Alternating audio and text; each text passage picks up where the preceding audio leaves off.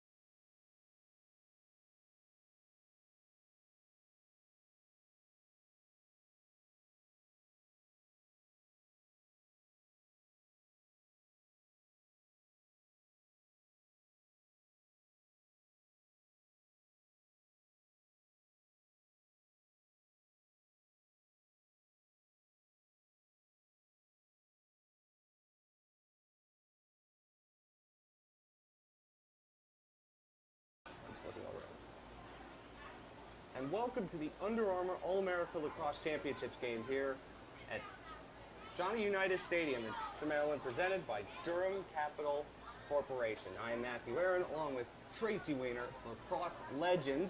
They're excited for two games. Command final coming up first. It's high school, 2B high school freshmen and sophomores. Long Island and Baltimore, two teams that have lost a combined one game in this tournament, and a highlight division final coming.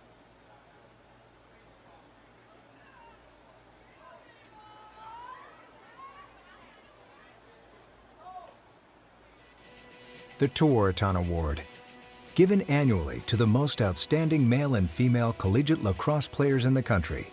An award created to honor the Native American origins of the sport and to celebrate the traditions and culture of the original warriors who played the game. The Tewaaraton Award, presented by Under Armour. We are honored to present the 2016 Tewaaraton Award. Details are available at tewaaraton.com. The Tewaaraton Award, given. Corrigan Sports Enterprises is a full-service sports marketing and event management company. Every detail from marketing, public relations, logistics, and cleanup, Corrigan Sports Enterprises handles events from conception to fruition. The premier lacrosse and field hockey recruiting tournaments and high-profile running events. Corrigan Sports Enterprises. If you can dream it, we'll make it happen.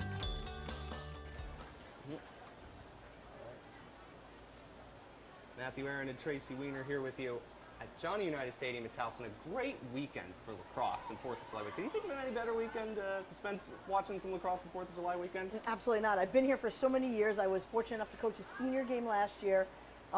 It was just an unbelievable event, and you know, I was happy that, you know, Morgan and Ryan asked me to come back this year and announce the games on my off cycle. Yeah, we have a chance to watch two great teams again. It's the Command Division first, the 2B high school freshmen and sophomores. And while not all of them are committed to colleges yet, many of them are. And you're going to see talent that is already kind of jumping out at you. And college coaches are already salivating at the chance of getting to work with. And so many different colleges are represented.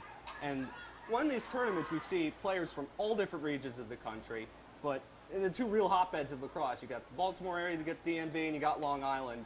So you get the two really the best groups, even as the sport is expanding. The power centers are still the power centers. They are. I mean, we don't like to say, you know, the best groups. It was the best groups in this tournament so far.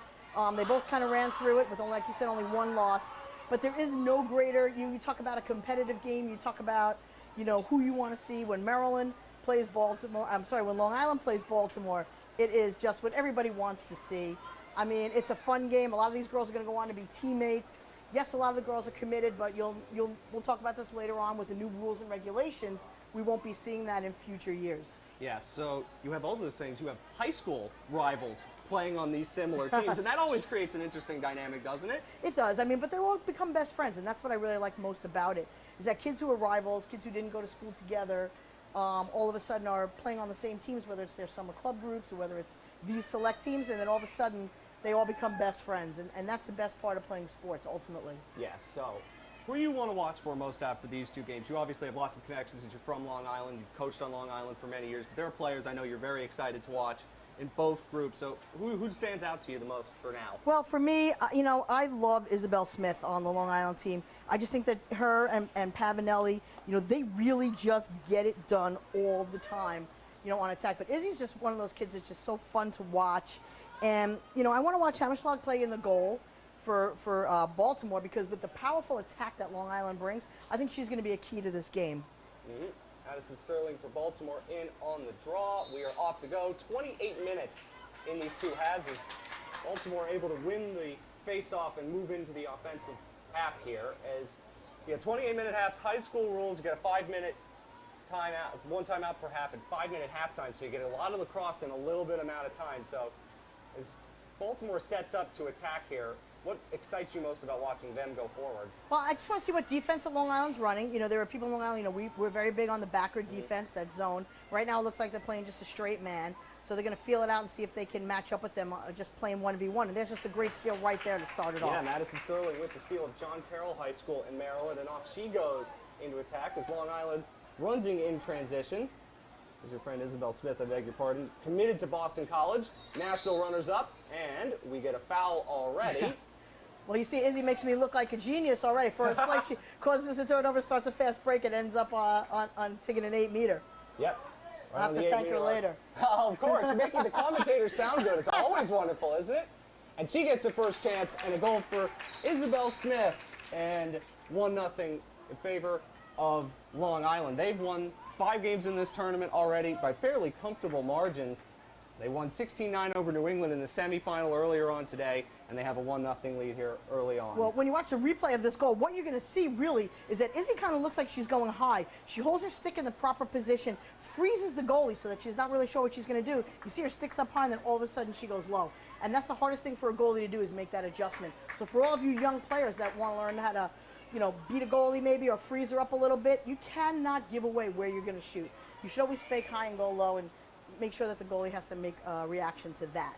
Yes, Kristen O'Neill and Smith will go back for the draw here, as now it is 1-0 in favor of Long Island. You don't see many teams run the table in these tournaments, and Long Island, with all of their talent, the most college commitments of anybody in the command group, certainly had the chance to. And there goes Isabel Smith again, winning the draw and going back in on attack. A couple of Boston College representatives. Good pass for Madison Waters, and she puts it away, and it's quickly 2-0 Long Island. That's a perfect fast break right there. Maddie Waters heading out to USC in about, what, 8 years? How old are these kids? She's 20, she'll be a college sophomore this there year. You go. So 2020. 2020, okay. So she's a high school sophomore, correct? Yes. So she still has 3 more full years of high school before she heads out to USC. But when we talk about, you know, the textbook fast break here off the draw, so you win the draw right down the middle of Broadway, wait for the defense to collapse, dish it off, and go right to goal before anything can be swarmed. I mean, that's just the perfect way to go about it. Look, you'll see the stats will always show which team wins the most draws usually wins a lacrosse game. Absolutely. So we'll see Sophie Risk now from Baltimore take the draw here. Different chances. Now they have to start winning draws. They want to get in on attack. They had one attack earlier that didn't go anywhere. And at this point, well, you have to try to challenge, in Long Island's case, challenge the goalie Julia Hammerschlag, who's a commitment to Florida already. And goalies in lacrosse, they don't make a ton of saves. The save percentages aren't high just because of the volume of shots that they face to get the foul. But when they make saves, they're often spectacular, and they're often critical in moments in games. So watching some of these young goaltenders, and you know they only have room to improve, sure, is also a fascinating part of these games. Another attack for Long Island here, as they will try to set up just outside 12 meters. And if they score here, you know, Baltimore's going to have to make a decision on what they're going to do to stop Izzy Smith. She's won every single draw and has started every single offensive set for Long Island. Absolutely. As they're content right now on offense to just move it around the horn. That's Caitlin Delikov, is actually second in the division in assists. Yeah, she's a lefty behind the cage. Nothing better than a lefty behind the cage. Delicate staying home and going to Stony Brook. It's a pass in front. That hit off the crossbar from Pavanelli, who couldn't get the shot clean on target, but now it's thrown back to the edge of 8 meters. And here is Long Island resetting, so they get a chance to pick up these ground balls and add extra possessions. Well, and that's what Long Island's known for. Dirty in the 30s. You know, they are a blue-collar team. They're never going to stop hustling, and they're never going to stop challenging those 50-50 ground balls. You know, and Pavanelli is a great weapon for them as well. Her sister just graduated from the University of Florida, and she'll be heading to Florida herself. Apparently Connections Florida, one of the better programs, colleges across, and we talked about expanding these programs' reach across the country. Sure. Of course, there are plenty of great programs in this part of the woods, but then you see Florida, they had a down year this year. We'll get more into the great stories from the tournament this year, as they're going to get another foul. Going to be another chance, I believe, on 8 meters for Long Island. Looks like Isabel Smith's going to take that 8-meter as well. I think you want her to take it the way she started this game. I agree. Not one of the leaders in terms of the top 5 in goal scoring, but that will probably change by the end of this game. On she goes to goal, shrugs off 1 and 2, and makes it 3-0. Okay, so who would think that a 9th grader could make a move like that? This is what we talk about. You know, yes, I'm not a fan of the early commitments that have been going on, but these kids are legitimately committed. It's not like a coach is taking a chance. You watch the replay on this. This is a kid who's played 1 year of high school lacrosse, and you watch Izzy make her move. She goes into traffic, takes a hit, and keeps on going. That is the absolute hardest thing that you can teach a kid. Right there, 1, 2, 3, and then still has the wherewithal to adjust her stick and go opposite side on the goalie. And that's just something literally you can't teach. And honestly, if I'm a college coach and I see a 14-year-old able to do that, what can this kid do for me when she's 17 or 18 years old? Especially now she's going to BC with hiring of Kayla Trainer as their assistant coach. The stick work that Kay Trainer is going to teach these kids, BC is going to be strong in years to come. And as an unseeded team making it to the final this year, not a terrible surprise, but when you see unseeded teams in these kind of tournaments, there is always an eyebrow being raised. But this year was a great year for the tournament in terms of obviously Navy making it, of course, which no one expects. And everybody still has to gun down Maryland. Isn't that always how it works in college, women's college lacrosse? Everybody has to gun down Kathy Reese and company. And she's well represented with the number of commitments already here today. And Correct. she, again, all of these college coaches, everyone across the country has to be salivating in the amount of talent that's on display Correct. here. And even if it's 3-4 years away, how could you not be excited about some of this? You have to be, without a doubt. And Baltimore's not going to be very excited right now until they figure out a way to win the draw. You know, and they're so talented. One-way traffic. And that shot goes wide from Pavanelli. And the offensive juggernaut of Long Island, they're getting plenty of chances, but they're able to keep possession, and they'll get to restart it here. And that's tough for Baltimore. You know, and a day like today where it's about, 160 degrees out on the turf, it's going to be hard to scratch and claw your way back if they fall into a deep hole. That's Mackenzie Hogue, Mattituck High School, Virginia commitment, thrown just outside the arc. That's a tough shot that goes wide, but again, I think we're going to have maybe a foul call here. Actually, we're going to have a yellow card shown. Yes, dangerous follow-through. Okay, so here's what happens on this play. I believe it's Isabel Smith, if I'm not mistaken. She's off So she's guarded in traffic. box. When you're guarded in traffic and you still try to shoot the ball, if the stick follows through and hits the defender, that's an automatic yellow card, because this game is all about safety. It's everything that we're trying to teach, and staying away from the dreaded H word, the helmets. So we don't want plays like that happening. So she's off, but after they give up possession, they get it right back, and that's a problem for Baltimore. They've had very little possession already in this game. You know, their attackers are just standing there. You can see hands on hips. They want the ball. You know, they're just completely frustrated in this moment. And what can you do? And because of how lacrosse works with the attackers on one side, you can't come into the defensive part of the field and help, so you're just sort of standing there. A defender comes over. That is correct. So, and if they score shorthanded, boy, that hurts. There's a chance there, and that shot goes right, and now another pass into the middle. There's Pavanelli. Again, they are a man down for just a little bit. So they're not going to goal. I mean, they had some opportunities, but they'd rather run the 2 minutes off and get back to full strength. It's a smart play, and you see Baltimore, I'm sorry, is just sitting in the zone. They're not going to come out after them. You don't want to do that. You don't want to come out in this weather and chase and give them an opportunity. Because when you come out and chase and go into a double team, that takes away your entire advantage, and everybody else is in a 1v1. So what they're going to do here is just sit in the zone and not let them get to goal. To be patient, and patience is very critical in situations like this, especially when you're facing these man-down situations, especially when you have the ball. It's kind of a gift, because usually when you're a man down, you don't get the ball. That's and correct. It's have to defend for your life. But in this case, it's pretty easy for Long Island, considering Baltimore just turned it over, and they have an opportunity to just waste some clock and buy some energy, too. Well, in college, this will never happen because there'll be a 90-second shot clock. Yeah, there's that, too. But for high school, you know, it still works. There's a couple of rules that are different. And now here they come with the double. Let's see how Long Island handles it. That was Jennifer Markey, Mount Sinai High School, committed to Syracuse Final Four program a couple of years ago. Look how these girls move the ball. I mean, nobody on the field is older than 14 years old. Is that unbelievable? It's mesmerizing. 13 and 14-year-olds being able to move the ball like this, proper stick work, understanding the nuances of the game. For me, lacrosse is all about your IQ. You know, you have to play it like a chess match. Where's the ball going to be? 2 or 3 passes, and making the adjustments to what the defense does. And the best players can view those plays 2 to 3 seconds ahead of when they're happening. And that's true in every sport when you're moving around, moving like this. There's the play in front and another goal. That is a goal for Mackenzie Hogue, who said she's committed to UVA, and it's now 4-0 Long Island. It has been total cruise control for you folks from your neck of the woods, I believe. They're going to need one soon. They should. I mean, you do get one timeout in each half, but we haven't seen one used yet. No, but they're going to have to soon. But when you watch a replay of this, you know, you'll see Mackenzie Hogue coming around the cage, and nobody really picks her up. There's no slide. There's no help there. So if you're going to do that, she's definitely going to go to goal on her own. So she starts at X, rolls the crease. It's a 1v1, and you see the slide is just too far away to get there. So she sticks to the 1v1 and gets rid of it before the double team comes. And Mackenzie Hogue comes from a family of Hogues. All of them play at Mattituck. There was like 5 of them. Her older sister, Katie, plays at UNC. And, you know, they compromised the entire Mattituck team. And they're so successful. They won the Long Island Championships this year and went up to states. And it's just one of those things where she has literally been playing lacrosse probably since she's like 4 or 5 years old, because that's what her whole family does. Yeah. Top 100 in Newsday. You're going to see a lot of accolades from local papers in these games. And the other thing I love when you're prepping for these games and learning about all of these kids is they're not just successful in one sport. Hogue's also a varsity basketball player, for example. When it gets cold in the Northeast in the winters, you can't quite play lacrosse outside, so what else are you going to do? And there's about only 30 kids in their entire class. Mattituck is one of the smallest schools on Long Island. So, you know, they don't have a large pool to choose from. I mean, her entire family makes a starting 5. How about that? You would have never expected that, but I come from a high school that graduated 467.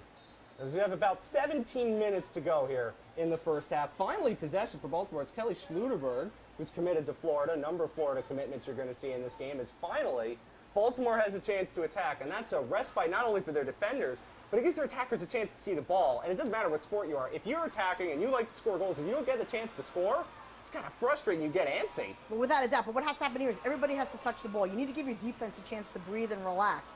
So you don't want to force a play with the first 2 passes and go to goal. And you really need a quality shot here to stop Long Island's run. Look at the defending by Long Island, too. It's now over Pericino, Alexander Pericino. Yep, and they're still playing the man-to-man. They're not in the backer. You know, they're just sticking with their man-to-man defense right now, seeing what they can do. Haley Cummins, another to-be sophomore, to the edge of the 8-meter arc. And the defending, it's making Baltimore go out and around.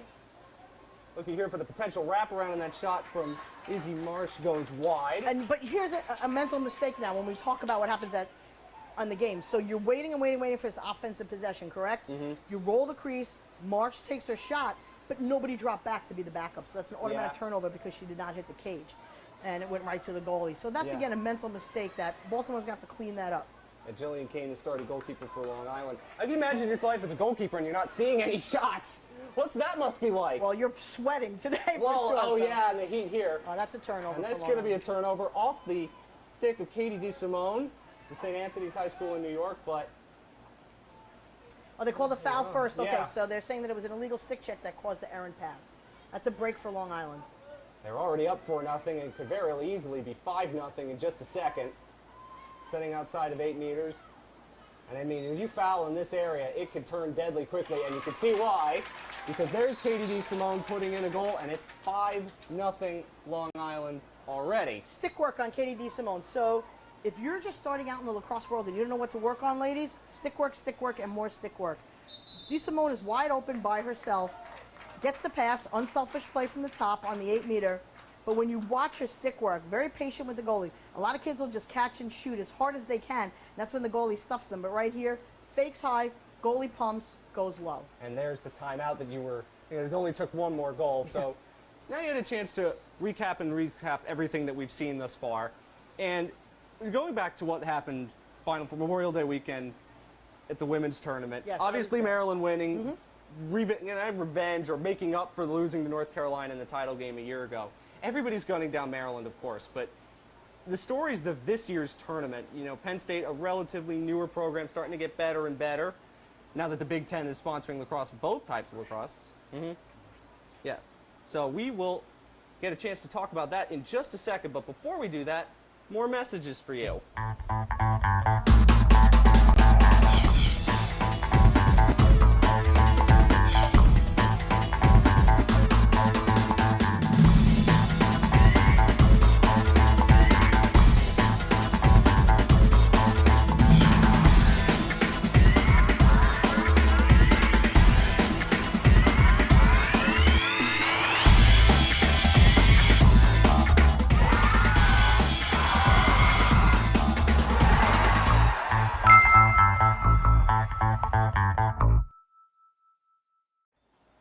Now we are back.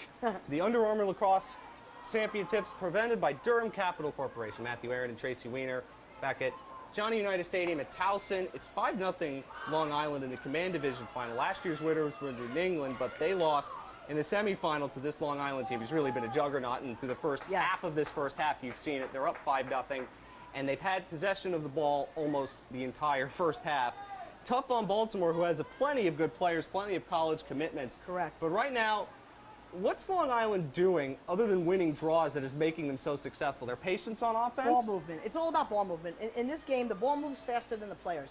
So if you can catch and throw and move the ball, and what we call the skip passes, not the adjacents. You don't need to pass to the player right next to you because that's an easy slide for the defense. But if you can do a skip pass where they physically have to shift, if you can do two skip passes, then the adjacent weak side is always going to be open. And they're really exploiting that well. And another draw won by Long Island, and off they go again. Here's Ann McGrath, Frank Carey High School in Long Island, and another foul called, so everyone will back up a few meters and we'll get to reset. No running restarts in high school, unlike what has recently changed in college, and you don't seem to be a big fan of that. No, not a big fan of it at all. So, you know, it doesn't, they should have piloted it in the fall, cleaned it up a little bit, and then instituted it at the next level because it's still very confusing. And, you know, for the one rule I'd like to see change for high school that is similar to college would be letting the defenders in the crease. They've been playing that rule for 3 years at the college level. In high school, we're supposed to be preparing them for that. And, in fact, we're not doing that by not allowing defenders to run through the crease. Right here you had Baltimore offsides. So even while they're playing good defense, now there's another penalty, and that's going to create an offensive opportunity for Long Island. This will be Leah Holmes of Hackley running into the 12-meter arc and close to goal and scoring herself to make it 6-0. And again, when you watch this play, you'll see Hackley. You'll see a Hackley student. Yes, thank you. You know, when you watch this play go on, though, you will see that with like a reckless abandon. You know, you have to look and you have to see what's going on, and you'll see that happening. And again, the head is turned, and so you're sprinting, and you watch.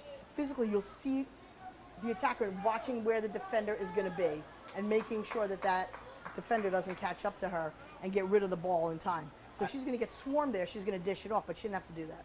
I don't mean to ask this pejoratively, but has Baltimore won a draw yet? They've had all sorts of trouble. One, and there's a foul right off the draw after another one's won by Isabel Smith, who's just been everywhere.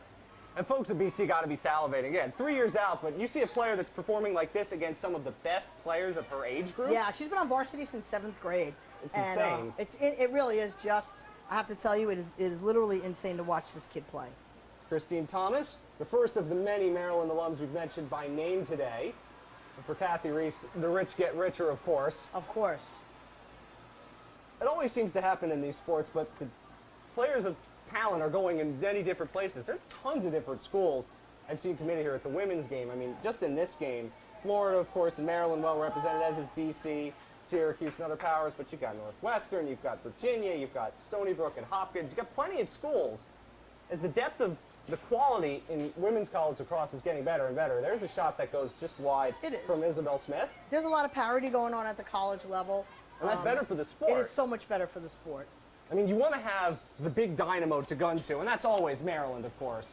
But at both men's and women's lacrosse, the quality's getting better and better, and more teams are being competitive, and that gives these girls hope. It's like, if I can't get into this one or two schools, we could go to others, and we can make them better and increase the level of the sport going on. And although, you know, there's so many teams. Florida's very good, UNC is very good. Stony Brook is a team on the up-and-coming.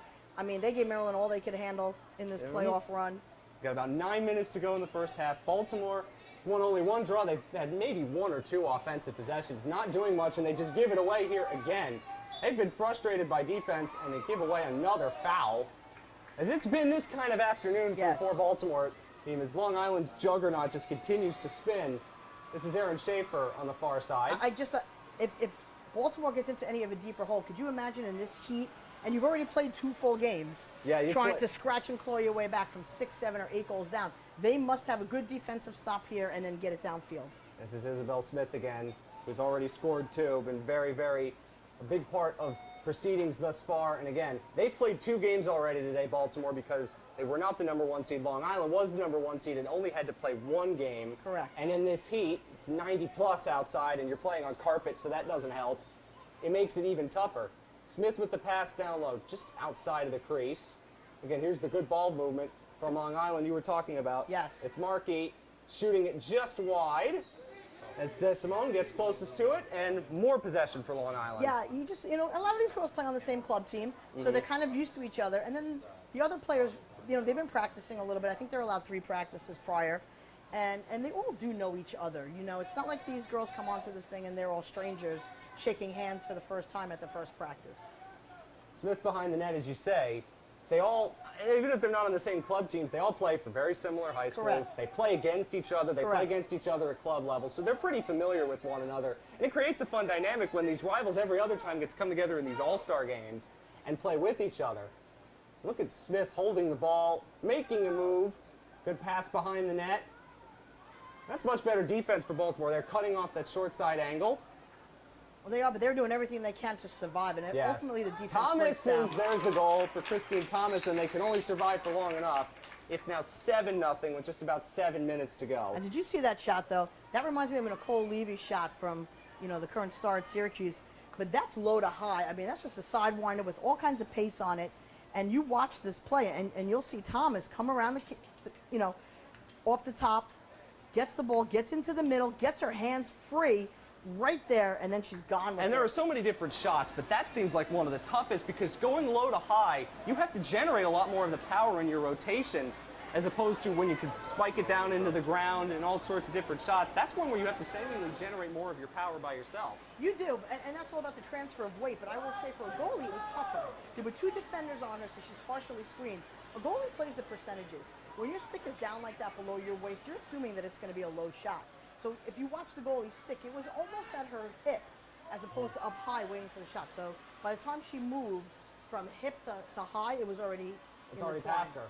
It's hard to adjust for those shots. That's why we say when goalies make saves in this sport at all levels, it becomes incredibly impressive, and they can often spark rallies for teams, and they need these saves. Absolutely.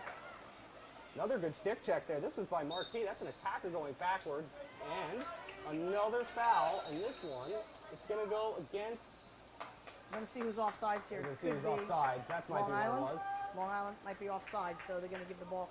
It really should be alternate possession, so we'll have to see what happens because there were 2 fouls. The officials are going to have a chat here because there was 1 foul that was signaled, and then there might be offside as well. Back in the day, it used to be a throw. They don't do that anymore. Now it's alternate possession. So if there were 2 fouls on the play, 1 offsides, 1 illegal stick check, then they have to go to alternate possession. And that's when the arms go out like that, the official's calling alternate possession, and let's see who gets the ball. I'm not really, it could be Long Island, though, because they just picked it up. So, but I will tell you this, for any young player who wants to know about the game, it's not just about goal scoring or assisting. The ride is one of the single most important factors that a college coach looks for when she's looking to recruit a player. So you watch these girls on the ride, how they redefend. You can't, if you already know that, that's what makes the college coaches salivate. Because that's the kind of stuff that they don't want to have to teach in college. And it is Long Island possession, so they get it right back. And Baltimore hasn't had the ball for much, if any of the time. There's Isabel Smith giving it away, and maybe Baltimore could finally pick up possession here. That's Kennedy Williamson, who's a defender who was already committed to Maryland, another one. You would think the DMV to UMD thing, it works in football, it works in basketball, and it certainly works in lacrosse too. Certainly a fertile recruiting ground in this area and somewhere that Kathy Reese wants to get to, but she's in Long Island, she's everywhere. And all these coaches are going everywhere. Now, that's one of the glories of the game. It's getting bigger and bigger with time, and more areas are getting to it. A South team, this Baltimore team, only beat South by 1 goal. And South has a lot of players from all sorts of different parts of the country. There's a foul inside 8 meters, and it looks like Baltimore will finally have a chance to get a shot on Cage. I think Kristen O'Neill's going to get an 8-meter here, center hash. She's a Penn State commitment. They are a Final Four team. Lost Second to year in a row. Maryland in the final. Yep, second year in a row. Part of the Big Ten's new lacrosse setup that's been improving for both men's and women's game. And Absolutely. you might not think that there was a lot of pluses in the college expansions, but for lacrosse there has been. It's made a conference that didn't have lacrosse suddenly dominant in both sports. Absolutely. Here's O'Neill, and shoots it wide, but closest to it will mean Baltimore will keep possession. And that's a break for them, as they just want to try to get something going here, even though they're down 7-0. They do. It's getting close. I mean, there's probably only about 3 minutes or so left in this half. So for them to get on the board could give them a little momentum going into the second half. But Long Island's defense is well rested, moving well, super aggressive. So O'Neill and Shannon Smith outside 12 meters. And again, they just have to get everybody to touch the ball here, because the attackers have touched it maybe 2 or 3 times in these 28 minutes. I would imagine the goal of this is to hold for a while, get a good shot, and not let Long Island get a possession back and score going into the half. With no shot clock, you can imagine that. O'Neill tried to go ducking and underneath the check. I think they're going to get another 8-meter opportunity. That's exactly what we're going to get. So O'Neill's had the last 2 best chances for Baltimore to get them on the board. They're down 7-0. Might it be 7-1 with the Penn State commit from Archbishop Spalding High School?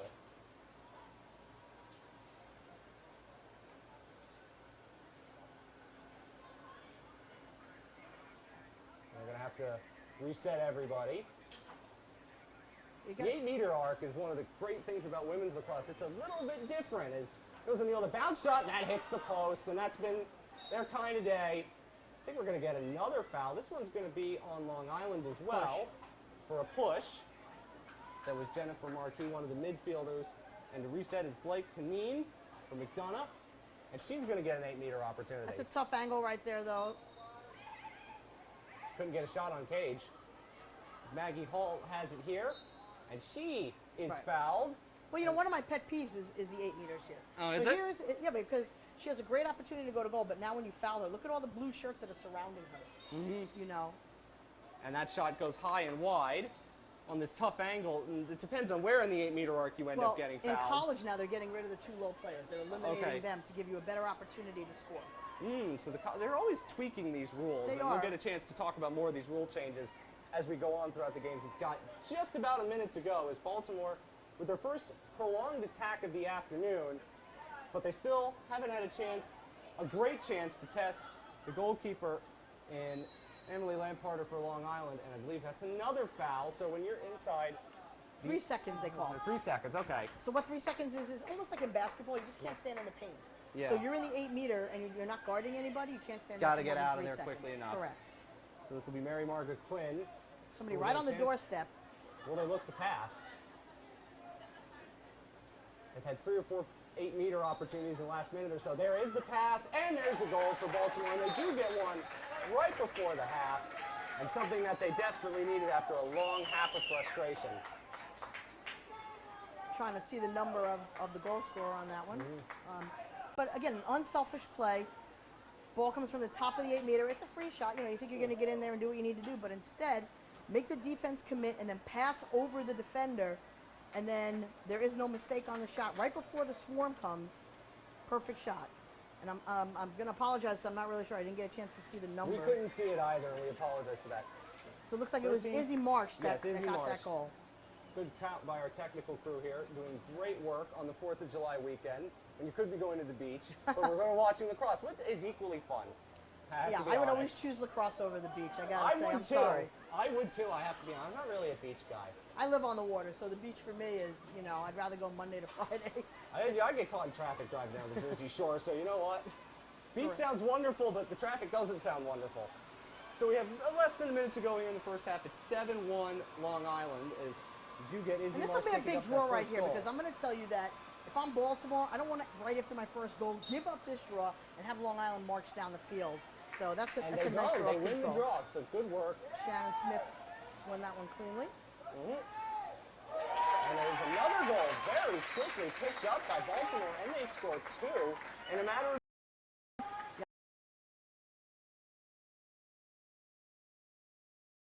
Smith gets his draw cleanly off the circle and then just goes right down Broadway. Absolutely. So it's now 7-2. Again, Long Island scored the first 7 goals of this game, and Baltimore really hadn't had many possessions for a while. But now they've had 2 in a row, and after a long possession where it took them a couple of cracks to score, they get one right off a fast break. So that's going to make everybody for Baltimore feel good heading into halftime, despite being down by 5. It's about as good as you can feel going down by 5 heading into halftime. No doubt about it. You know, and if you're the coach, you're going into the halftime, and let's see if they score another one right here, because that's another quick draw win. So they were not able to win draws earlier, and now they're winning them with more success. Because they're resting Isabel Smith, and I mean, I don't disagree with that. She's got another 25 minutes to go in the second half in this heat, but because she's not taking the draw anymore, now you're 0 for 3 without her in the circle. That just goes to show you how important one player can be. You don't see draw artists, like face-off specialists in the women's game as much as you see that in... I don't know, Taylor Cummins was pretty good at it. Well, no, she was, but, you know, of course, but she was good at everything. Oh, yeah. It's different. Maybe Isabel Smith is like that. The bounce shot goes over the cage and wide, and this time Long Island is closest to it. Great hustle by the Long Island defenders, and they get possession. So it's going to stay 7-2 unless Long Island works very, very quickly before halftime to make it 8. Now they're just going to give it to the goalie, I think, and that would be my guess. And she's going to hold it and let them set up and maybe just take your 7-2 lead into. And of course, she doesn't listen to me and gets it right up. Listen to Tracy. It's all Young good. girls playing lacrosse. And look at this fast break opportunity. They're moving quickly. This is Elizabeth Macera. Tried to throw it into traffic, and it was deflected away. Good defending by Baltimore. There's a scrum. Good pick up by the ground ball by Baltimore, and that will do it for the first half. It is 7-2 in favor of Long Island. They're looking to run the table and win this tournament without a loss. Baltimore is down 7-0, but they've scored the next 2 goals. It's only a 5-minute halftime, but we'll give you a chance to catch your breath. Enjoy these messages for you, and then we'll come back to talk about this and more in just a minute from Towson.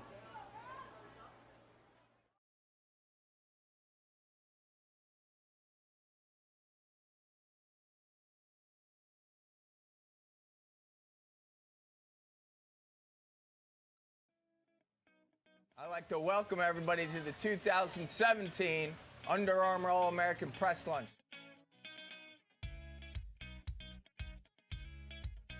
The All-American experience has been great so far. You know, we get surprised like every few hours with something new, and practice is great, the meals are awesome, and the speakers are good too. My reaction, well, I was on spring break with my team, and I got the call from like a random number.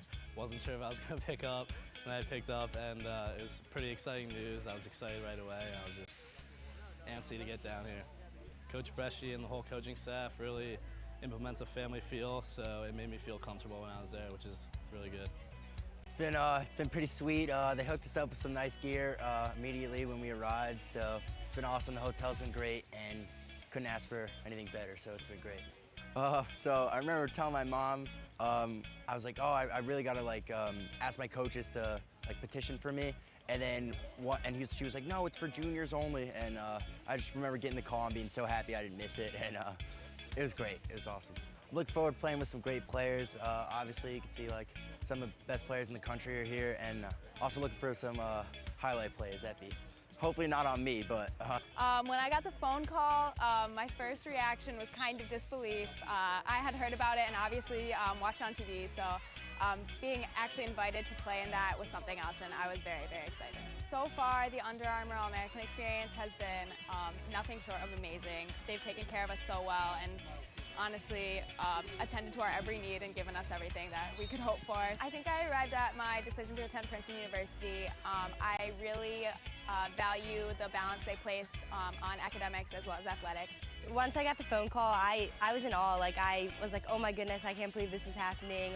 To play with all these girls that are so talented, it was just awesome. Once I stepped onto the Hopkins campus, I was like, oh my goodness, this is awesome. I love the coaches, I love the girls. They were all so welcoming, so I just kind of knew it was the place for me. I would say my dad. He played at Loyola University, and I guess I kind of resemble him out on the field, just getting the ball up and down the field and playing fast, keeping everyone up and high-spirited. So yeah, my dad. Great call. I'd like to welcome everybody to the 2007 Under Armour All-America Lacrosse Games presented by Durham Capital Corporation from Towson. It's the second half of the command final between Long Island and Baltimore. And the folks from Long Island They're winning 7-2. They were up 7-0. Baltimore got themselves back into it just a little bit. Matthew Aird and Tracy Weiner with you here on this 4th of July weekend at Johnny Unitas Stadium. Beautiful place to go to watch a game, football, lacrosse, or otherwise. Second half, 28 minutes to go. Long Island's 5-0. Their smallest margin of victory was a 1-goal win over New England in pool play, but they beat the same New England team by 7 earlier on today. Baltimore was 5-1. They needed to struggle to beat Team South in the semifinal. They won 9-8 after losing to them in pool play. And maybe some of the fatigue, having played 2 games today, as the way this tournament is structured, has kind of gotten to them. And Long Island's only played 1. They played 1 fewer game in these 3 days. It's so many games compressed so quickly. And Tracy, I mean, even in these kinds of tournaments, it's not exactly high school or college because it's an all-star game, but you're still playing a lot, and it's hot, and it's humid, and it's draining. It is, and you know, you're not at home, you're not in your own bed, you're at the hotel, you're out and about. You know, everybody was at the games last night watching the senior game, and you know, it is a drain on these kids, you know, but they love it. They think, you know, Under Armour is their favorite tournament of the year. You know, Corrigan Sports, Under Armour treats everybody with the utmost respect, and the kids just love it. Including announcers. And there's a good run towards goals. Haley Cummins' shot was saved. She had a quick break opportunity. She got through a couple of checks. We have Lamparter in, I would imagine, for the second half. I'm not sure which goal he started. I think it was Kane started. Didn't have to face much. I mean, Lamparter, who's going to be a Terrapin in about, what did we say, 4 or 5 years. 5 years. She's going to be a freshman. Yeah. And, I mean, she's just a brick wall in there. And you know, Kane had a great first half, only letting up 2. And she didn't have to face much rubber, to be fair. Mean, even if Lamparter only gives up 2 like Kane did, they're still going to win the game. Oh, yeah. That's how you have to look at it, you know, because they're up by so many. But you're going to see Baltimore play with a little more sense of urgency this half, and we'll see if their pace picks up and maybe they can We've seen it a little bit early as Kelly Schluterberg just on the edge of 8 meters, trying to duck around, and still looks like man-to-man from Long Island for the moment. Definitely. Kristen O'Neill lost it, but picks it back up again. It's been that kind of defense all afternoon for Long Island. Good ball movement here by Baltimore. Trying to load up for a lefty shot, but again, they keep possession with Haley Cummins. She loaded up and you know, went for the sidewinder and got the stick check right there. You expose the stick when you do that, so your hands really have to be free before you go for that shot. Especially coming in on this side from around behind the net and curling left. Coming in from the other side now. This is Schluterberg. Shot hit the side netting, and I believe that's a tough a call. yellow card, yeah. Not a yellow card, but it's a yellow flag, but got it for a push. I mean, she did get a shot off, but they're saying that the push affected the shot, so you get an 8-meter at that point. Another 8-meter chance. It's been the last 2 goals for Baltimore. They played a lot better recently. It was one-way traffic for most of the first half. And Schluterberg wanted to go back to goal, but had to back away after a tough angle on 8 meters. Katie Horns giving it up. Now with Liza Regan. Better ball movement here from Baltimore. It's Marsh to Regan. Kristen O'Neill wants to get a screen. Got one. Throws it back to the top. That's going to be obstruction of shooting space. So what happens is, and you'll see here, the player's going behind right now, and it looks like it's Hannah Terry goes back behind. Was just standing in the middle of the 8-meter and slid into the front of the shot. Alexander Parasino, another 2B sophomore, goes on goal and scores. And it's now 7-3, so Baltimore scored the last 3 goals. Definitely making a comeback here. It might have been Kendall Halpern out there that got that foul, but regardless, you know, you just can't make the small mistakes anymore. And so what's happening now is that Baltimore's starting to capitalize on them, and you'll see, you know, this is just a great shot off the 8-meter. Right now, you know, you wait for the whistle, get in there, and before the defense swarms, you see the defense starting to swarm. While your hands are still free, bam, upper corner, bury the shot, call it a day. Especially on these good angles, too. She was coming right from the top of 8 meters, and angle adjustments are hard, and oftentimes, that's why you said earlier in the first half you're not a big fan of 8 meters, but on those angles right out in front, it's a little bit easier to get something going. I'm just not a fan because you're getting fouled when you should be scoring an absolute goal, and then to allow the defense to just get on the circle and, you know, just be able to swarm you takes away the advantage. Another one draw by Baltimore. Here comes Kristen O'Neill trying to catch Long Island while they're in transition, but Baltimore will get set up, so it's now them using almost entirely one-way traffic and winning draws to their advantage. This has got to be impressive considering how tough it was for them in the first half. No question about it. There's this shot that goes wide from Regan. The attackers for Baltimore have been active all afternoon. We're going to get another foul. Yeah, the push on the shot. So another 8-meter opportunity, and it's been plenty of those for Baltimore of late, and it will be Regan with a chance to make it 7-4, and a pretty good angle to do so as well. Maybe, maybe Baltimore's got their sea legs back under them after a slow start, and for Long Island, you can't become complacent just because you're up like 6 or 7-0. There's still another team on the field, and Baltimore will never back down from Long Island. The pass, that was Piracino, and we're going to get to do it again. Another foul. This time a tougher angle on 8 meters for Piracino, who just scored. Passes in front, another goal. 7-4, very, very quickly for Baltimore. This is impressive moxie from them. Well, like I said, Coach probably lit them up at halftime and said, you got to get yourself together here. And just basically a very unselfish play. For me, I think it was Liza Regan that scored that goal, number 19. But I mean, just a nice unselfish play right there on the doorstep. Instead of trying to get in and take the angle, what happens is just dish it off and let the attacker do what she needs to do. She gets in there and takes care of business and buries the shot. Absolutely, so it's 7-4, and this has been a game of runs, and Baltimore's on one now. And can Long Island, who had trouble winning draws without Isabel Smith, who has been, in better words, the destroyer of worlds today. It's been so impressive to watch her play. She's back in now, and when she was in, she scored 2 goals and she was winning draws for fun. She's back in now as she was sort of rested at the end of the first half up 7-0, and you can't blame them with this heat. He's not on draw there, and here's Shannon Smith chasing it down for Baltimore. So Long Island's going to have to make that adjustment. All Baltimore is doing is pushing it to green space and then winning the 50-50 race. And that's something that Long Island's going to have to make an adjustment to. Another foul, this time just inside of 12 meters. So we'll get the restart here. Yeah, Celeste Forte really just bodied up a little too hard on that. A little too hard. A little too hard. Good patience here for Baltimore. What do you think's changed? Just a slight adjustment off the draws Yes, to win them? That's exactly right. When you win the draw, you get all the confidence in the world. It's now you're forcing Long Island to play defense.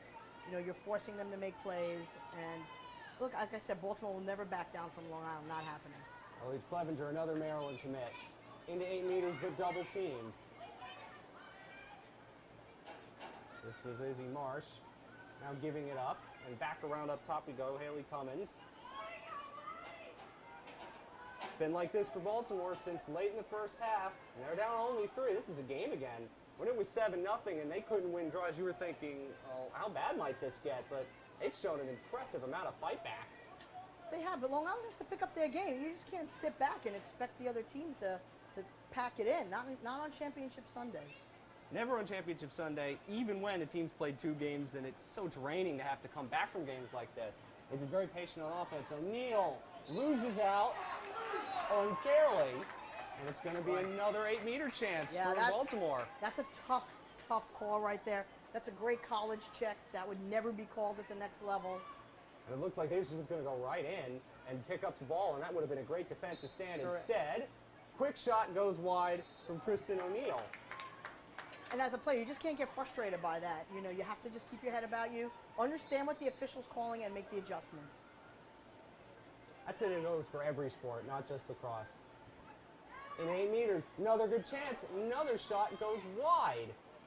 So they're not hitting the cage with a lot of their shots, and that was the story early. Here's Marsh again. 12 meters, good patience from Shannon Smith. Smith is a North Carolina commitment, national champions in 2016. Another foul. 3 seconds. So we'll get to set up just outside 8 meters for Haley Cummins. And again, another player right on the doorstep. The goalie should try to pick this pass off. Emily Lamparter with a chance to show her skills. Been a quiet day for the goaltender. She hadn't had many chances to make saves, but this is what happens. There's the ball down low to the edge for Katie Reel. Another Boston College commitment. The schools we've mentioned commitments, most of them in Maryland and DC. Correct. Not surprising considering they were the 2 finalists this year. Here's Clevenger. And Cummins again. Long Island defenders have to be getting tired. She tried to go for the swim move. Another foul. And are some of these fouls now coming out of just tiredness and frustration, you'd have to think? Well, you know, they're not allowing the defense to play defense is what's happening. I mean, the defense is allowed to hold their position. The attack makes the contact, but they always call the defense on it. But it looks like a push. They must be locking their arms out.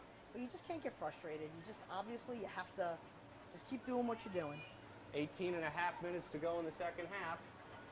Haley Cummins with another chance on 8 meters to make it 7-5. I mean, at some point, if you're a defender, you have to make the adjustment. See what they're calling and make the adjustment. Patience again from Baltimore on the outside. They don't go for goal and they decide to pass. And again, with no shot clock, you can afford to do this at the high school level. It's different because in the boys tournament, it's college rules. And in this tournament, it's high school rules. A little bit of a different adjustment, but the shot clock speeds up games, and you get more offensive opportunities because of it. You do, but on that particular play, it wasn't an 8 meter. It was right outside the 8 meter, so the fan wasn't cleared. So that was the smart play. Smith, and they throw it in, and there's a turnover. So after all that very good defense from Long Island, they never broke. Nope. They were bending and didn't break, and they forced a turnover. Goalkeeper loses it, though. She's out of position, and this should be an open cage, but Kaneen couldn't pick it up.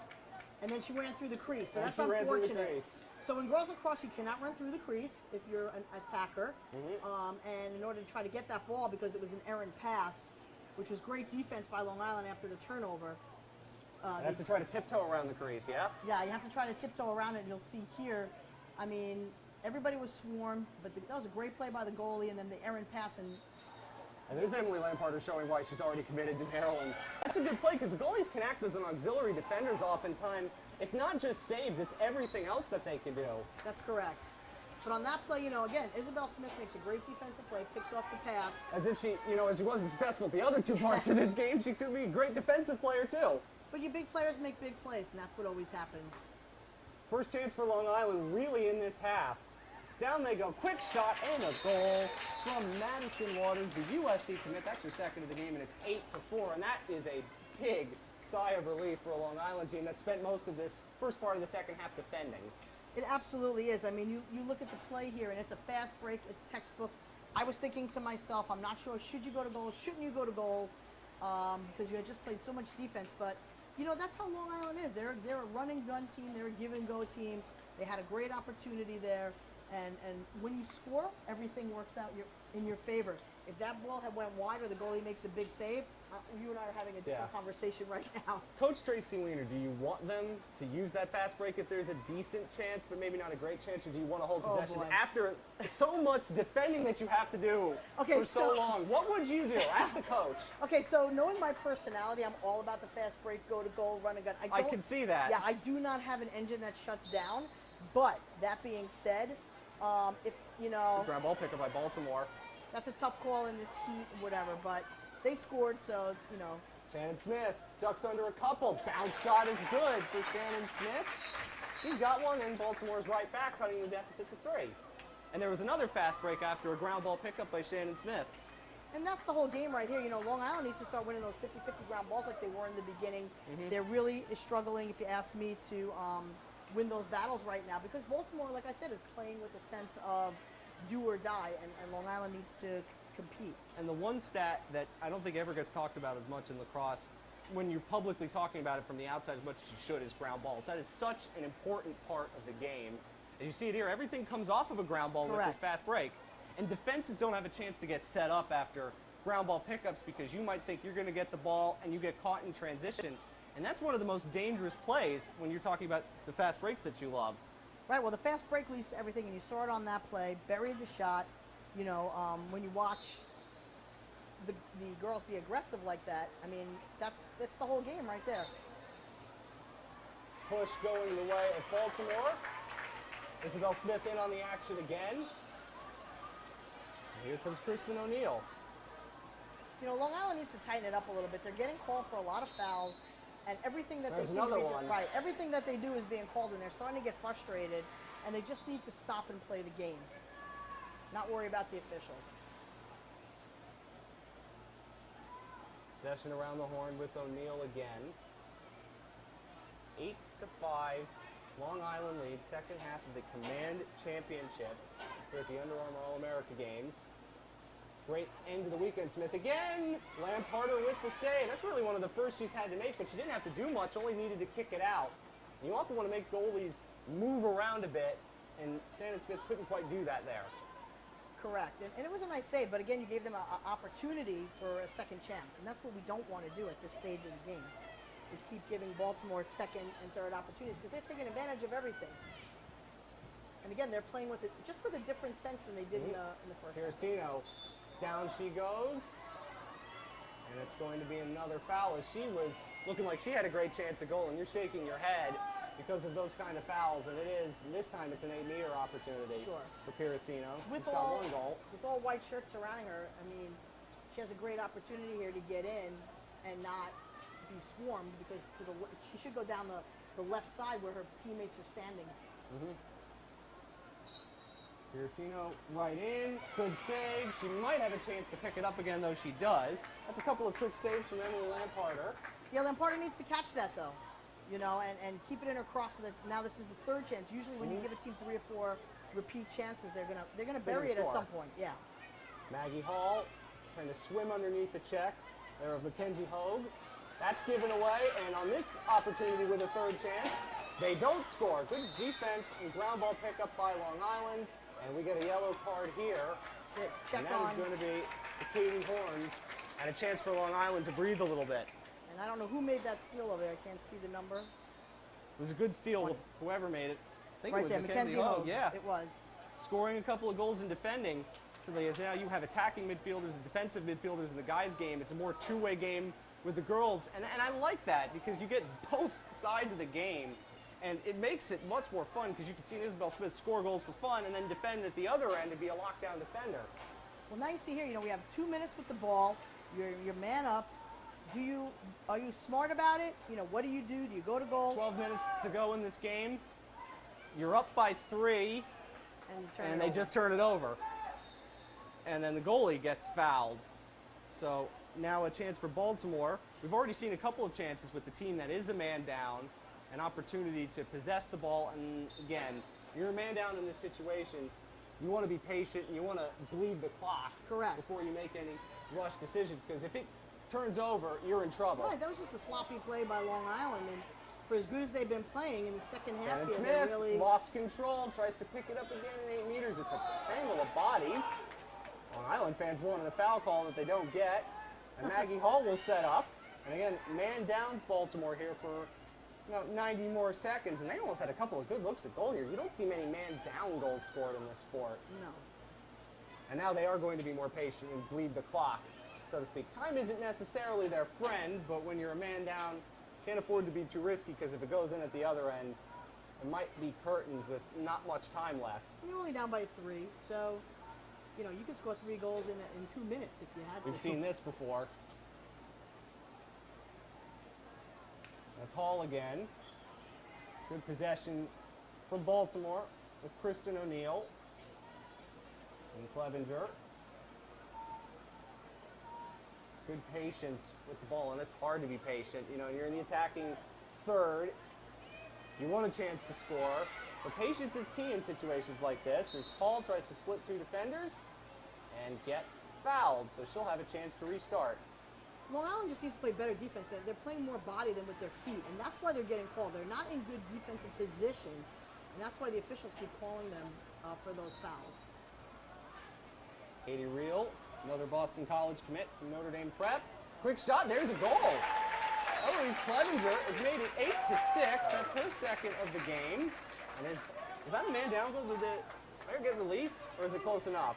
It's either a man down goal or it's right at the release. I'm not sure, but Clevenger just makes a nice shot because it really didn't look like she had any cage to shoot at. And you'll see here the ball comes into her. Clevenger gets it and goes down the right alley, the right wing here, and it really looks like she doesn't have a shot, and instead just gets it right. Good players find a way to create their own shot and create their own space when it doesn't look like there's much of it. She goes far side on the inside of the pipe. So, and again, interestingly enough, they're not putting Smith on the draw, which I'm surprised at. And she was a draw artist in the first half. She was. Issue in these kind of games, you want to spread the love, so to speak. It's Madison Waters, the USC commit, who's on the draw here for Long Island. But in the interest of winning, I guess, you want to put your best player in here, but you want to give everybody a chance to be successful. And up 8-6. I mean, this is a tough draw spot. Ground ball situation, and it's going to go the way of Baltimore. So they have been dominating the last part of the first half, and the first part of the second half. They're going to have to restart this with Clevenger, who... Oh, it's a turnover. Okay, so they called her for an early... She jumped before the whistle. Oh, boy. So it's a false start, and that's it. That is one of those mental mistakes in games like this that are really, really killer. I don't know what... The officials are Now going the officials are going to talk to see whether the false start or the foul. It's kind of hard from this point to kind of get a sense of it. Yeah, I mean, so she's calling alternate possession. That's going to go to Baltimore. I don't know what the call was. Maybe there was a foul. Just before, you can't tell from up here. And I would imagine that the woman's going to overrule, and she's going to call a foul on both sides. Alternate possession, it goes back to Baltimore. Watch the Long Island coaches get upset. Watch the Long Island coaches get upset, and the Baltimore fans, parents and family, there are more of them. It's a shorter drive, but they're happy, and it could be a one-goal game quickly. Shannon Smith tried to go all the way. Huge tangle of bodies, and this is going to be a charge against Baltimore for a charge. Good call. And, you know, that is the correct call. And very, very difficult to get a charge on a fast break. I will tell you that. But that defender clearly had body position. She was stationary on the 12, and you can't try to run through a defender once they've established position. And I asked to compare it to basketball. Is that call as borderline in this sport as it is? It's so hard to tell, and it could really go either way, and it depends on the official you're getting. It's because, you know, especially in the midfield or while the defense is shifting, while their feet are moving, you cannot give a defender a charge while their feet are moving. They should be stationary. So it's easier to do it when you're in a settled defense and an attacker tries to back her way in or something to that nature. It's a lot easier to make that call than in the open field. Hunter Roman, another BC commit, as Baltimore trying to swarm, and they break that trap. Here's Waters. Baltimore stretch now. They had to try to win the ball back way up the field, and now a chance for Long Island to slow things down with Mackenzie Hogue. If I'm Long Island, I'm pulling it out as wide as you can get. Everybody outside and with no shot clock, there's no rush. No, they could actually, I mean, I don't know, you know, there's probably about 6 or 7 minutes left. Yeah, about 6.5 minutes to go. They could literally run out this entire clock if they want to. Don't think they're going to, and instead, there's an errant pass and a turnover. Smith hustles over, gets fouled, and that's another unforced error by Long Island when you have possession in this situation. I'm not really understanding why you don't pull it out and run 2 or 3 minutes off the clock and force Baltimore to come out after you. I don't know what play they called. I don't know if, but, you know, lacrosse 101 is if there's no shot clock, you run the time off the clock. As much as you possibly can. Correct. They don't do that. They give Baltimore another opportunity. While their defense has definitely been stretched, Long Island, they haven't given up many goals, and their defense makes a great play there to force a turnover. They sure do. Delicave does a great job on the swarm and really just helps with the turnover. Stony Brook commit. Yep, and then, you know, Waters picks it up, the free ball, and we're going to get a timeout here from Long Island. That's a good timeout.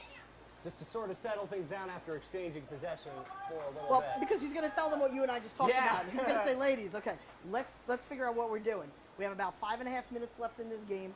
Let's pull it out, and let's run some time off the clock. And while they chalk it over, have a chance you to talk over with this.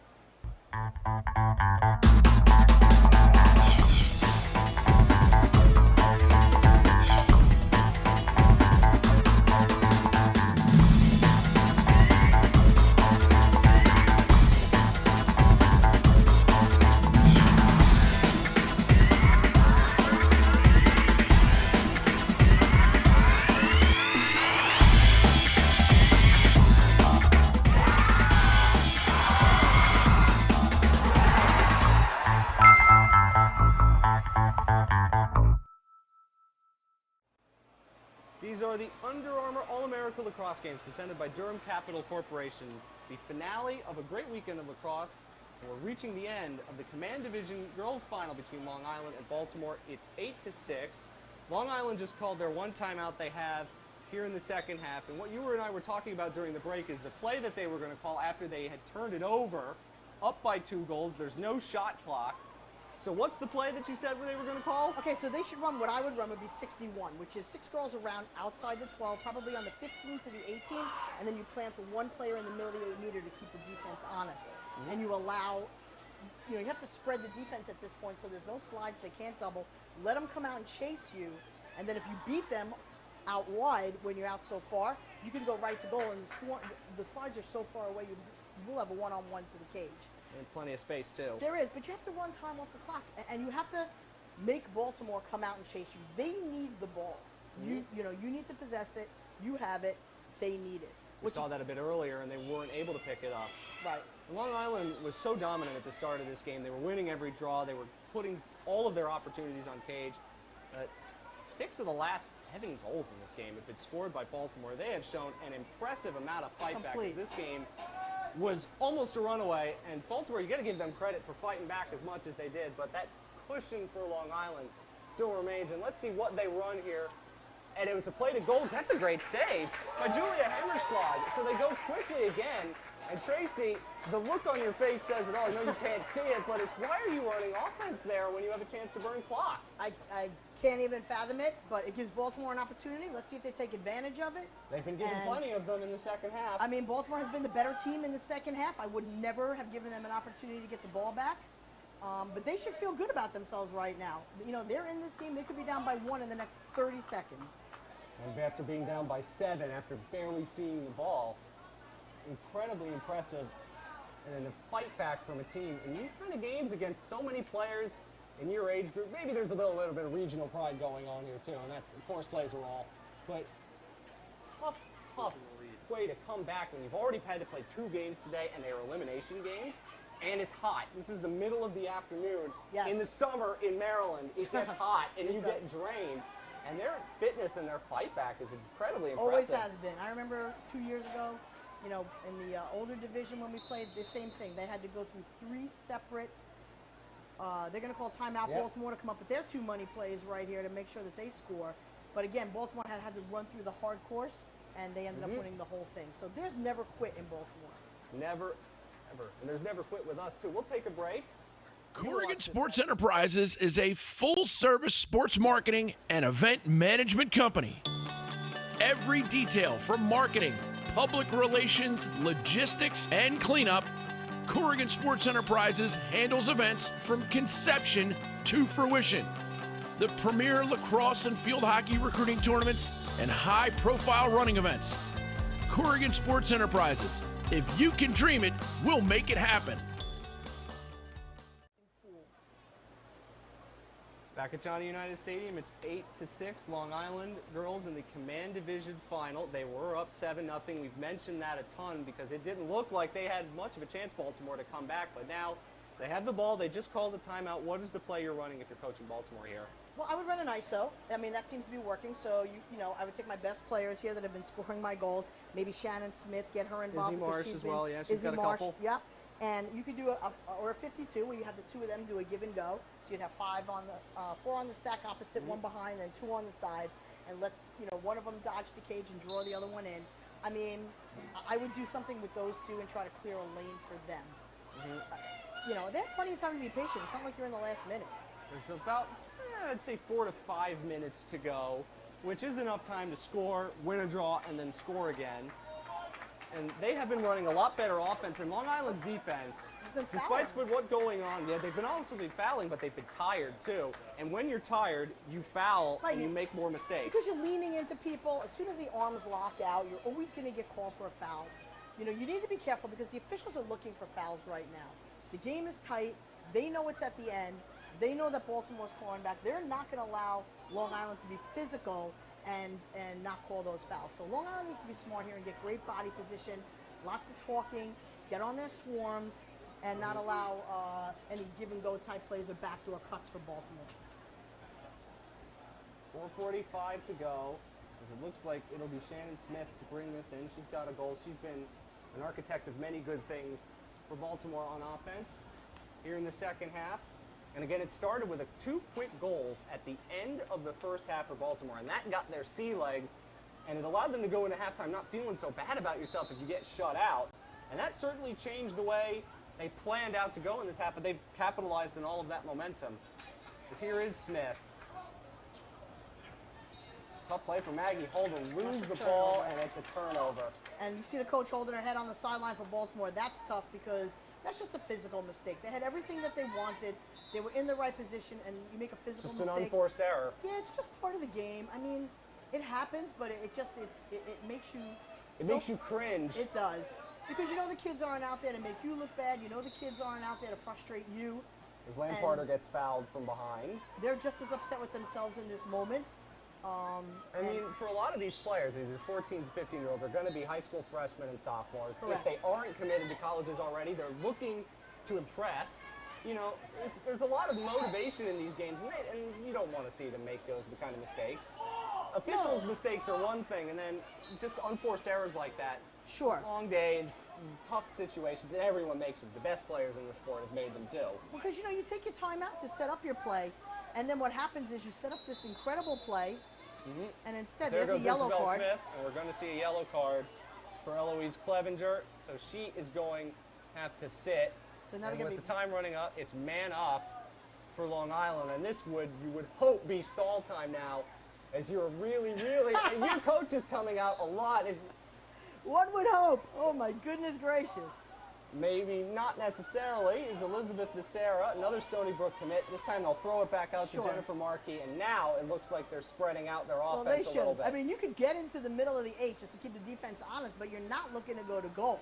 Is the whole Not in this point. situation. I mean, they should even be out wider. The two girls down low should be out almost, you know, to the two tiger paws in the goal line. Yeah. One of the Danielle Pavanelli. Ground ball, edge of 8 meters. Long Island gets away with one. They Alice sure do. Kelly just picked one up. That was another unforced error, and there might be a third unforced error as they turn it over again. They're exchanging Very unforced sloppy errors. in the end of this half. And what would frustrate a coach more than being sloppy in this situation, man up? Well, because, you know, they needed to go to the adjacent passes. There's no reason to try to do a cross-field pass in that Baltimore's situation. just giving it away there, too. Everybody's tired. Everybody's hot. Everybody knows the pressure of the situation going on right now. And like you said before, they're 14 years old. You know, 14 and 15 years old. Yeah, I mean, they understand what's going on. But for Long Island, you could just pretty much run it out right now. There's about 2 minutes left in this game. And I still believe they are man up. There. I'm still man up. Probably for about another minute, 45 seconds to a minute, I would say. There's Isabel Smith again. And you have to remember, a lot of times, you know, the coach only had 3 practices. Maybe they didn't work on the stall. You know, maybe they just didn't figure it out, because the girls should be wider. If you're in a stall, you should be so much wider and away from any lines that are on the field. 3 practices makes it tough, even as many of these players have played with or against each other at club and high school level. This is Smith. It's you're going to get obstruction shooting space. I would take my time right now, drop the ball, let everybody set up, waste 10 seconds. You know, she's not even going to goal though. She could. She probably, even though she would love to, you know it. No. If I was coaching this team, she wouldn't be going to goal. Well, yeah. And she doesn't go here. No. Izzy gets it. She's not going to goal. Very, very smart player. The most impressive player out of all the ones I guess we've watched today. And maybe it was the first time. Lots of players have stood out, but she is somebody you want to watch in 3 years. I know it's a while from now. Yes. But remember the name Isabel Smith if you love women's college lacrosse, especially if you're a BC fan. Yes, she's going to be amazing. Charity is amazing, and I mean, some of the stuff she's doing as a to-be college sophomore is Right. mind-boggling. A high school sophomore. Yeah, it's a high school sophomore. I beg your And pardon. she's just the nicest kid too. You know, there's not a cocky bone in her. You know, she's just so humble, and that's what I like most about her.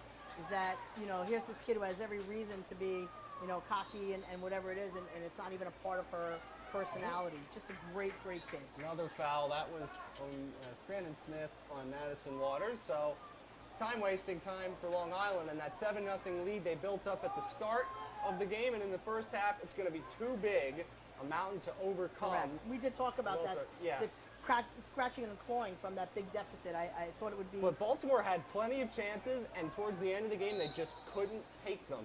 And maybe that's tired legs and tired minds. Credit, though, they fought back. They did. Going down 7-0 is difficult. And to come back in any way, with shot clock or otherwise. But the last 5 minutes, you see the ball doesn't come out of Smith's stick. I mean, Yeah. she wants it, she gets it. You just can't find kids like that in the big moment. Give me the ball and everybody just leave me alone. Yeah, I can imagine. As you see, Cave again. Time wasting, and what do we have here? Offsides on Long Island? A restart and Long Island keeps possession. Oh no, they have one out here on the side. Yeah. So they have a kid out in the alley. This is Waters. The clock Guarded has to closely be by on the field O'Neal. at this point, I would imagine. And there's got to be somebody shouting at them how much clock we have left, and it can't be much, if any, at this point. It's thrown into the middle. Pass was intercepted. Good defending again from Baltimore, but another ground ball scooped up by guess who? I don't have to guess. I already know. Yes. Comes up in big situations at both ends, and you need Isabel Smith to score. That's what she does, and that's game as Long Island sweeps the tournament and wins 8-6 in the Command Division Final. They had a 7-0 lead and never relinquished it. It was closer than it probably should have been by the end of this game, but Long Island 6-0 and they win the tournament. And after New England won it last year, Long Island wins the Command Division this year. And for many of these players who are already well decorated, they get another piece of hardware to add to their collections. And this is very, important to these kids. I'm going to be honest with you. When I look on my Instagram later and whatnot, you're going to see 20, 30 pictures, Instagram, Twitter, all of it. For these kids, this is a big, big moment for them. They love this tournament. They love coming here and competing. And for them to walk away champions and undefeated is quite a feat. Obviously, proud of both teams. Baltimore had a tougher road coming in, having to play that extra game today in this heat. Made it a game in the entire second half, just came up a little bit short, but they have their heads to hold high as well. And these kids will all be back battling. I wouldn't be surprised if we see them, in next year's Command Division going at it. Next year's Command Division, some of them even highlight. This is the Under Armour All-America Games presented by Durham Capital Corporation. Do stay tuned because not long from now, the Highlight Division Final is coming your way. These were high school freshmen and sophomores to be. These are high school juniors and seniors to be. It's going to be more fun. Stay tuned, why won't you?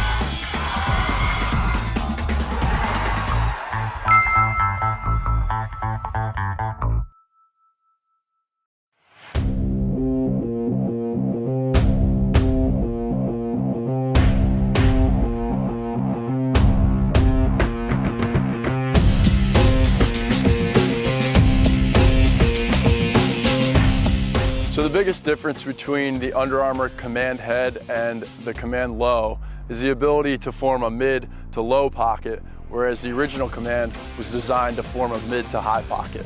It really is the ideal head shape for attackmen and midfielders who like to shoot the ball. Through the narrow profile, it keeps the ball from hanging in the corners of the head, which is going to give players a more accurate shot. Another great benefit of the design is the Glidescope feature, which allows players to pick up ground balls more quickly and efficiently. Coming in at under 5 ounces, the Command Low is a lightweight option that doesn't compromise the performance benefits of the head. The head is constructed of a temperature stabilizing material that helps it hold up throughout the seasons.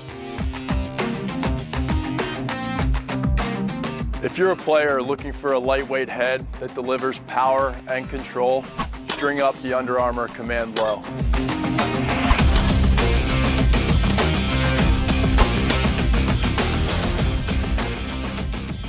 Versatile. That's one way to describe John Deere compact utility tractors. Quality, convenience, easy to operate. Yeah, those work too. Affordable? Well, it you believe you get what you pay for, we have an industry-leading 6-year powertrain warranty, exclusive John Deere features, 0% for 84 months, all for as little as $99 per month. Yeah, affordable works too. Stop on in one of our 11 locations and test drive one today. Mowers, gators, tractors, and good people. Atlantic Tractor. We live it. Ever since I was a young girl, I've dreamed of racing against the pros. So I kept pushing to be better and never let my foot off the gas. That drive caught the attention of someone who strives for better just like me. Here's to dreaming big. The Papa John's XXL Pizza. It's 30% larger than our large, with huge deli-style pepperoni and oversized and traditional Italian sausage. Only $12. Better ingredients, better pizza, Papa John's. When it comes to getting back in the game, there's only one team to turn to. The team more high school, collegiate, and professional athletes train and recover with. That team is Medstar Sports Medicine. For more than 30 years, Medstar has served as a leader in the diagnosis, treatment, and rehabilitation of orthopedic and sports-related injuries. Ranked among the top programs in the Maryland and Washington regions, we offer rapid access to athletes of all levels. Let the pros who treat the pros treat you. Medstar Sports Medicine.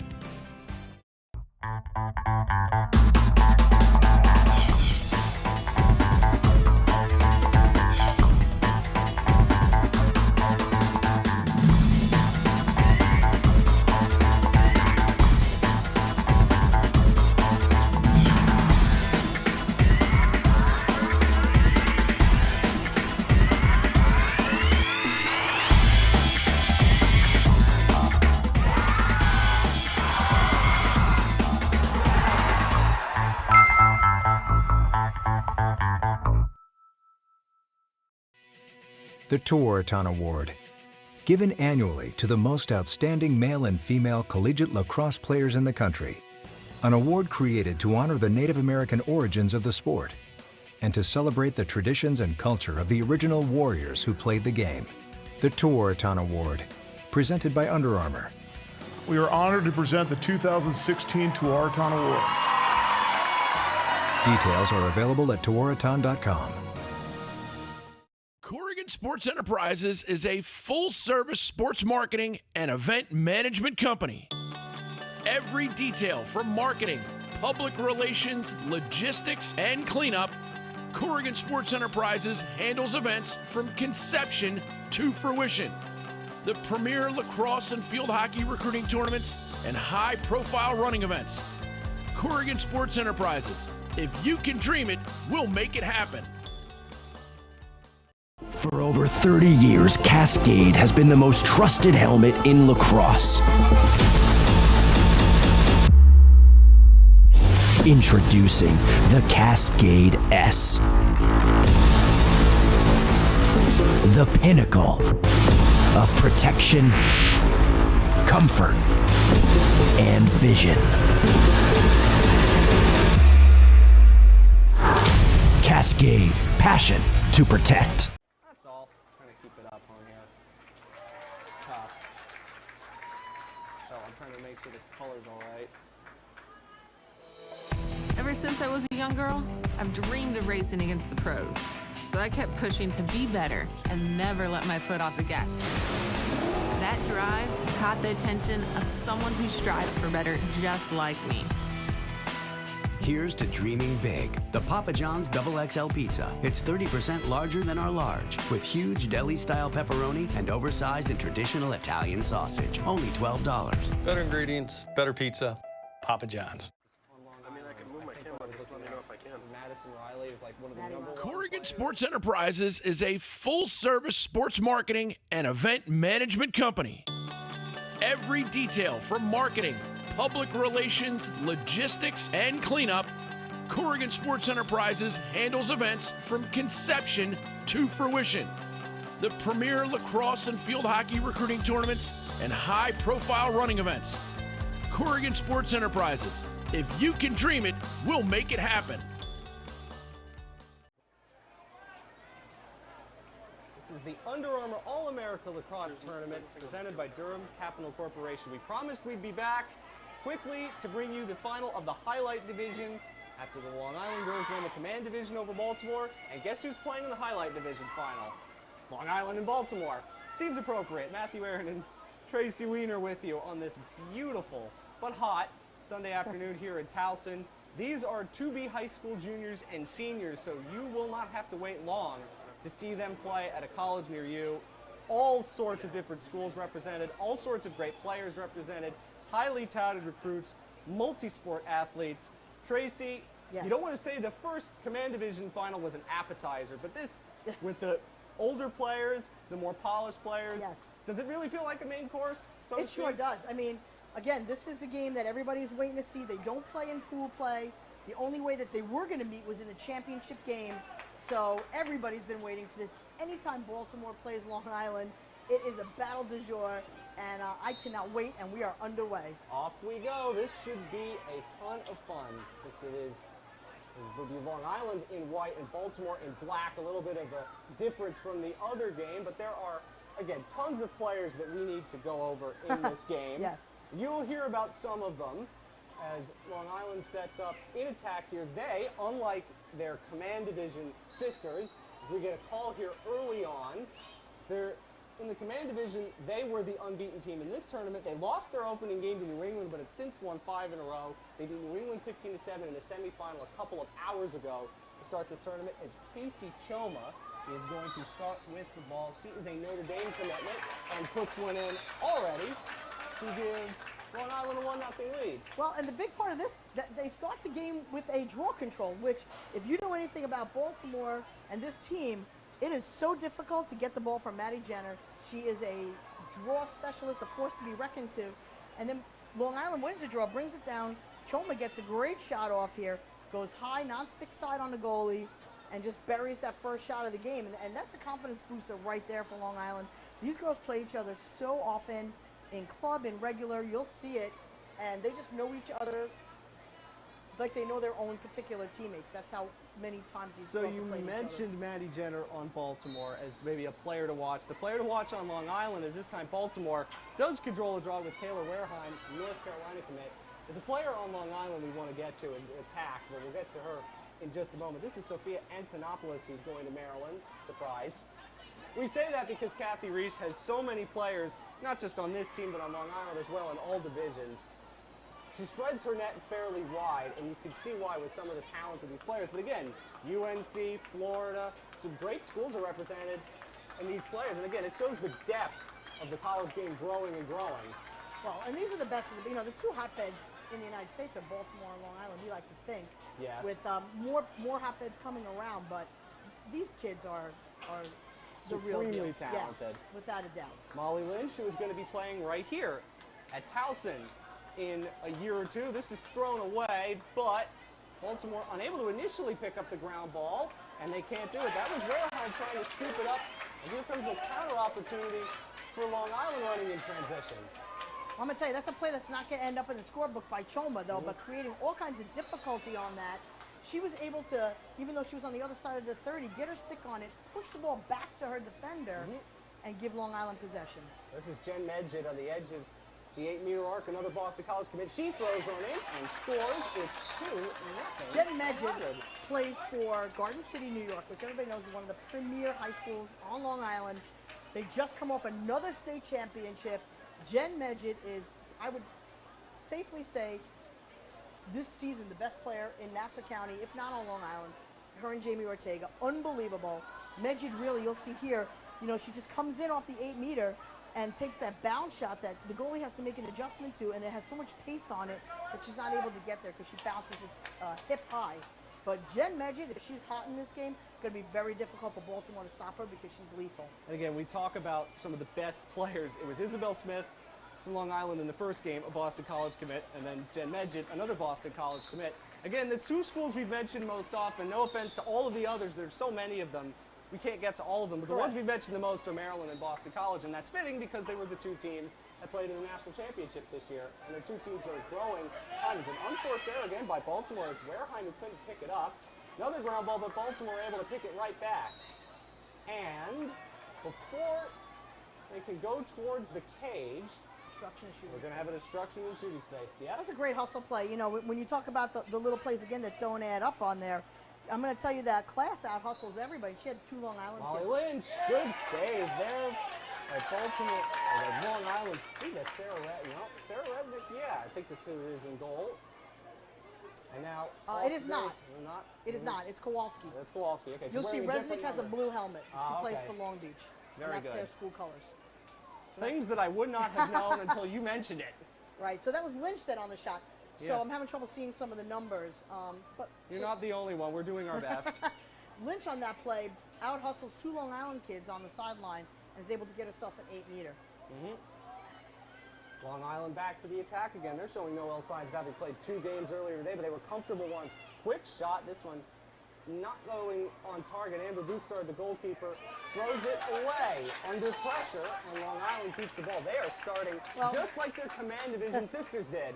They are, but on that particular play, Megan Tyrell makes a great move to get to the cage.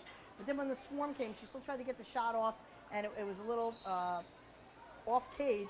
Goalie picks it up, but unfortunately on the clear, Long Island does a nice job on the redefend, and the ball goes out of bounds. Tyrell, a 2B senior that will be going to Syracuse.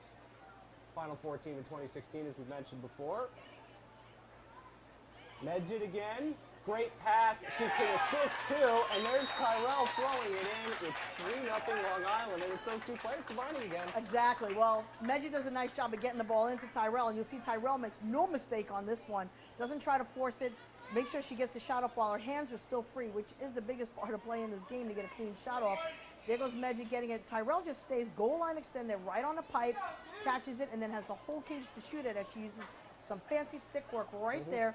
The great catch, and right before the swarm gets in, she buries it. Tyrell second in this division in assists coming into today with 6 of them, and there she finishes off a good move, gets assist by Jen Medjid, who's got a goal and an assist already. And Long Island, deja vu perhaps, 3-0 over Baltimore, just with different jersey colors. Absolutely.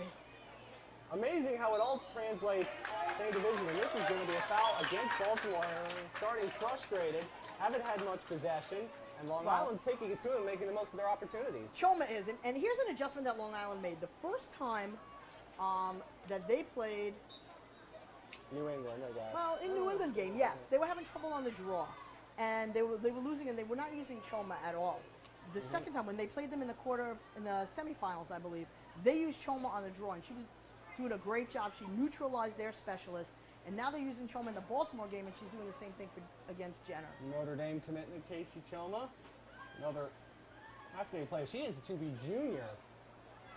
Looks like one of the players slipped. Ball's loose. Baltimore picked up the ground ball initially, but Long Island takes it right back. Great up and under move there from Shea Clevenger, it looked like, and quick move inside. This is Cian Faglione. There's an Oregon commitment. Well, that was Hannah Dorney. Yeah, good point. Hard to see the numbers from this Well, point. see, you had the right number, wrong team.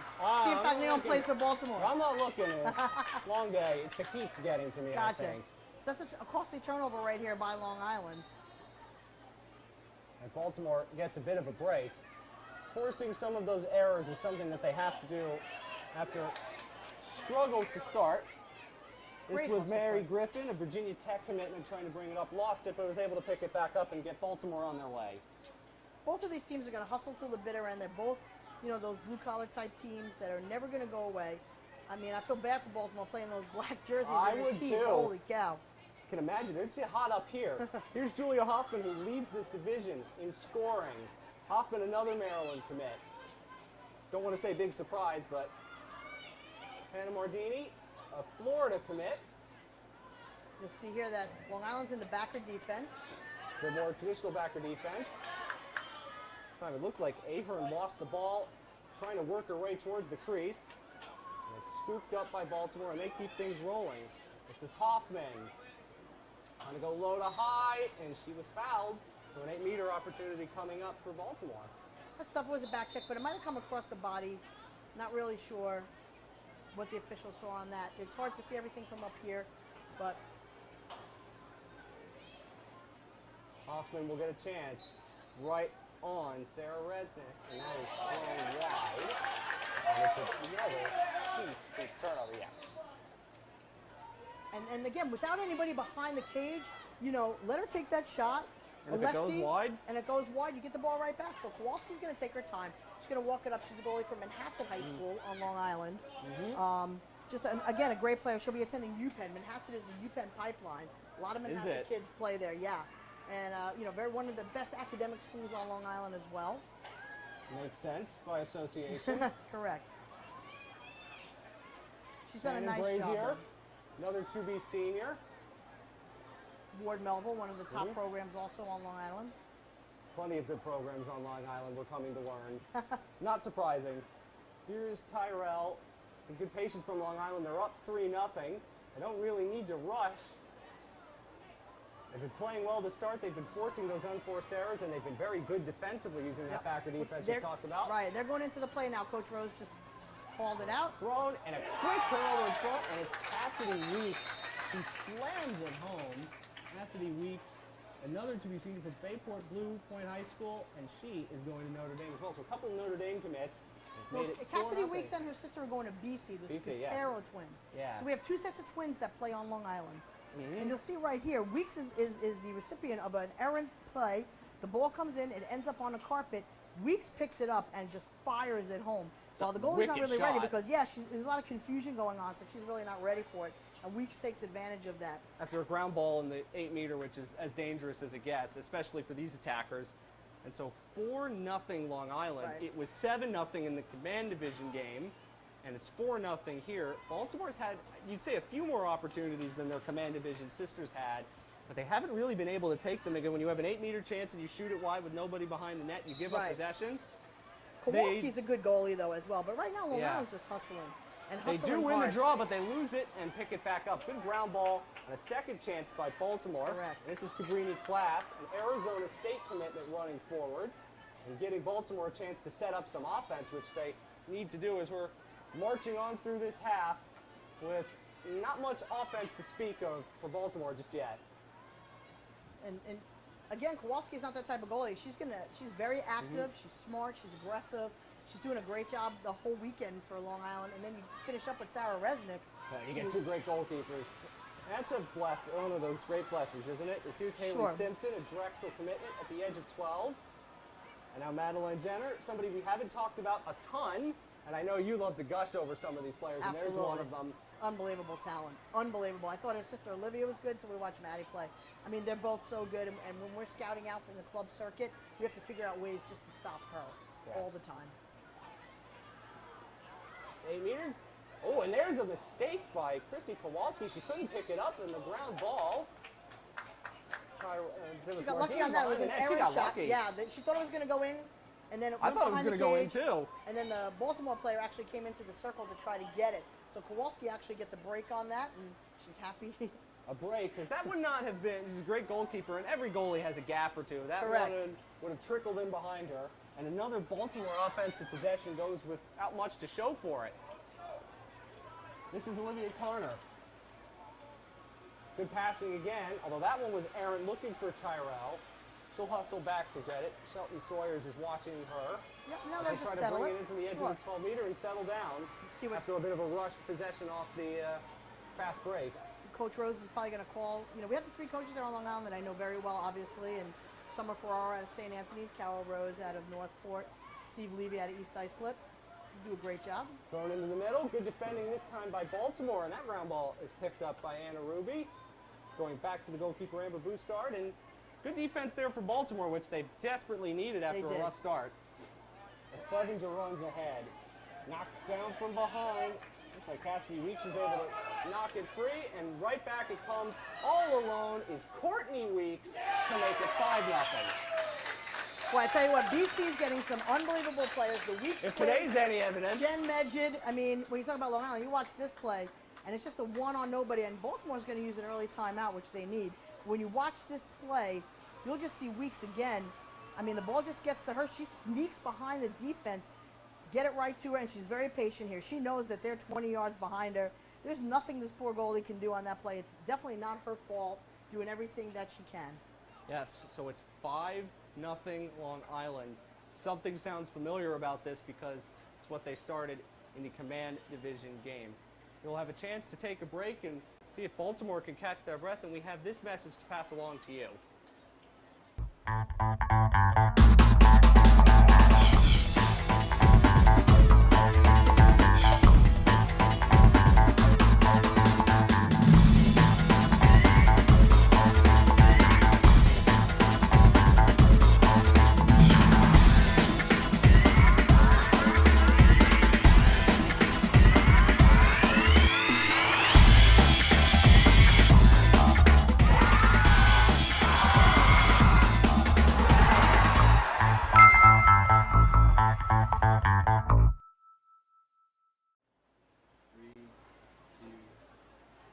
the Under Armour All-America Lacrosse Games presented by Durham Capital Corporation, the final of the Highlight Division, the capper to a great weekend of lacrosse. It's 5-0 Long Island over Baltimore. They met in the girls' command division final. Long Island got up to a 7-0 lead in that game, won 8-6. They're up to a 5-0 start here, and Baltimore just took their time out as Courtney Weeks just scored a goal with nobody behind her, a clean breakaway. It's not something you see every day. So what are the coaches from Baltimore telling their kids? They're telling them, okay, let's get the possession and let's break the ice. You know, let's get into the offensive zone. Let's give our defense a break. Let's run some smart offensive possessions, but they have to adjust. Coach, you know, Long Island is playing the backward defense. So when that happens, the ball must move faster than the defense can shift. Because what it does is it puts pressure on all the players that have the ball, and it seals the adjacent passes, which is usually your safety zone. So you really have to swing the ball and move it a little faster. And you talked about how Long Island teams, the backward defense is their thing. What about it makes it so difficult to scheme against offensively? Constant pressure. It's constant pressure, and girls don't like girls in their space. So what it does is it forces you to get rid of the ball and do things long before you want to. That was Maddy Jenner picking up a ground ball off the face-off. Good work by Maddy Jenner, and she gets triple teamed. She gets fouled, but triple teamed, so you can see the respect that the Long Island girls have for her. Well, you know, part of the play here is going to be to double team every time she gets the ball. And it looks like they're double teaming everybody at this point. They're playing very aggressive defense, very aggressive redefending. Jenner will be heading to Duke next year. So another player to look out for, and this is Taylor Wareheim, who's going to North Carolina. So teammates today, heated rivals tomorrow. Heated. Yes, we understand it's every single sport. Sophia Antonopoulos, thinking about low to high, but decided against shooting. And it's Mardini running into the 8 meters. Good spin move and a goal for Mardini. A great move by her. And Baltimore is on the board, so they get a little something out of the timeout. Yeah, Mardini needed to do that. You know, they needed to get a good shot off here, break the ice, and you know, you need to stop the Long Island run. And so well-placed timeout, and you watch here as Mardini takes her shot. Again, she goes cross cage on a bounce shot. That's tough to do. I was going to say, that she made it look a heck of a lot easier than it actually is. She gets the one-on-one, so they ISO her, beats her defender. You see here, they're not in the backer, so there is no help there behind the defender, able to create space for your hands and then go opposite side bounce. Don't the best players always make it look much easier than it actually is? 100% they do. And there are tons of good players here. There is. When we talked in the first game about the variety of shots that you could go. A bounce shot low to high on your offhand, that has to be one of the toughest because you got to get the bounce right and you got to generate the power too. And it's hard to generate when you're coming off the off wing.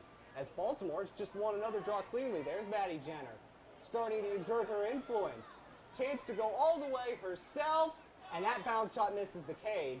She almost went all the way as Mardini was closest to it, so Baltimore keeps the ball. But there's Maddy Jenner. We were waiting to see her, and we just see her.